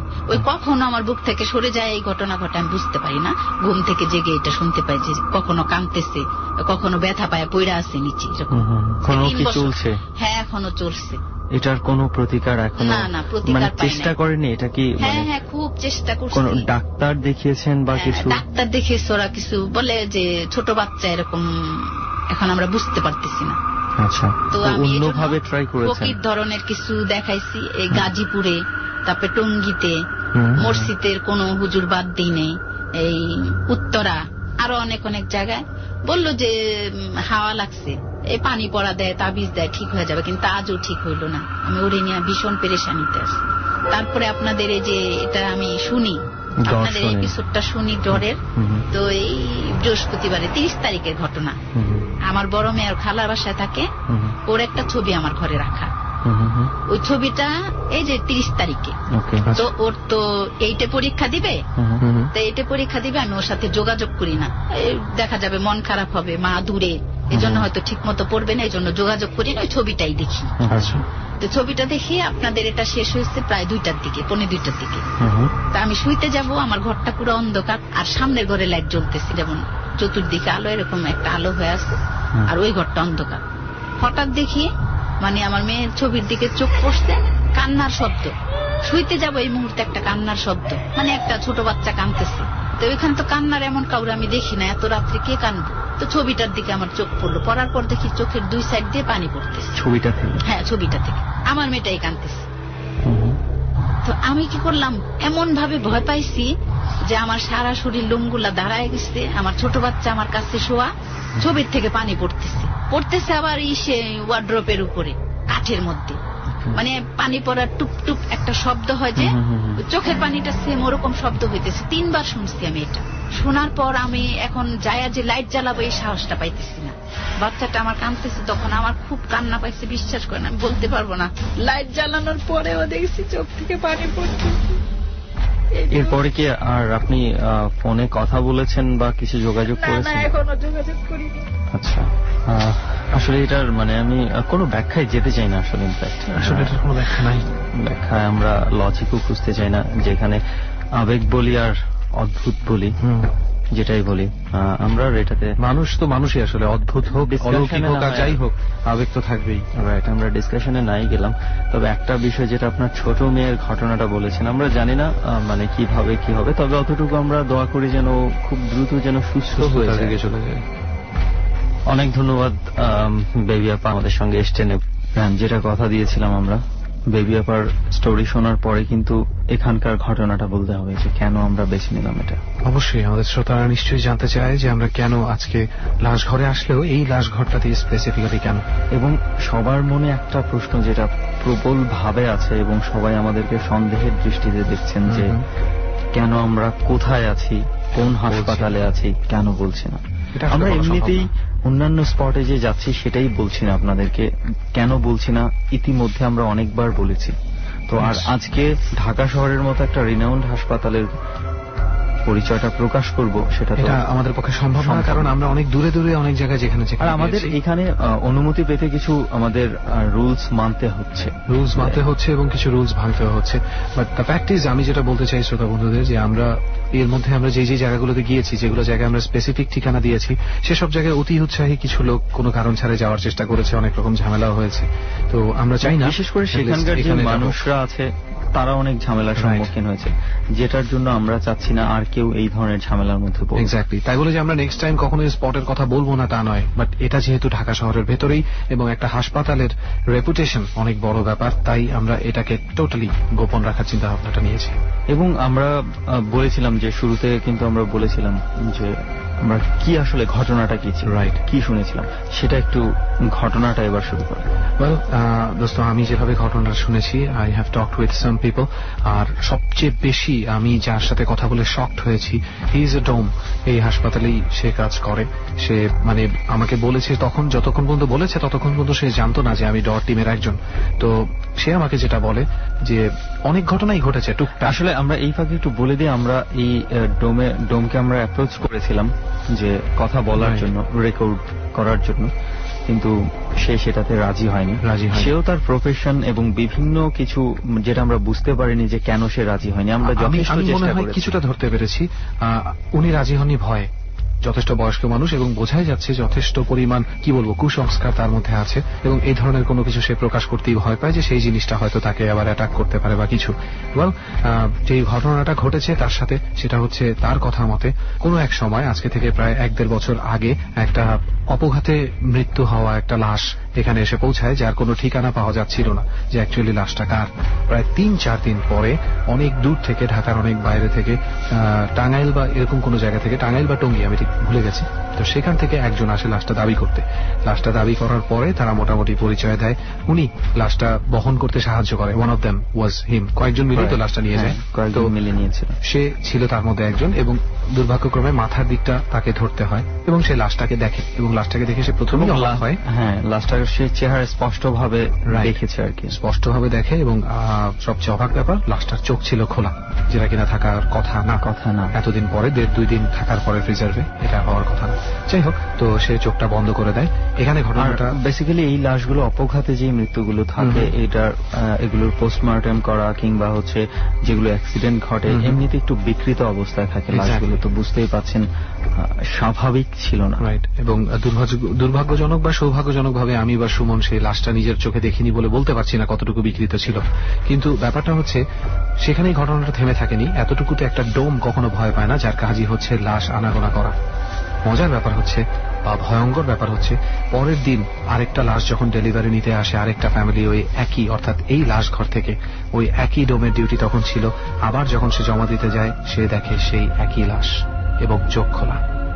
এটার পর থেকেই সে মোটামুটি এই বিষয়গুলো আগে একটু খোলামেলা আলোচনা করলেও এই ঘটনাটা ঘটার পর থেকে এই ডোম মানে খুব বেশি খোলামেলা আলোচনা করে না, এবং এই ঘটনাটা তার কাছ থেকে জানার জন্য আমার আর রেহানের বেশ বেগ পেতে হয়েছে। আমরা অনেক চেষ্টার পরে আমরা কিছুটা জানতে পেরেছি। প্রথমে সে খুব ছোট ছোট কিছু ঘটনা আমাদেরকে বলছিল, যেগুলোর যথেষ্ট পরিমাণ লজিক্যাল কিছু ব্যাখ্যা আমরা তার করাতে পারি।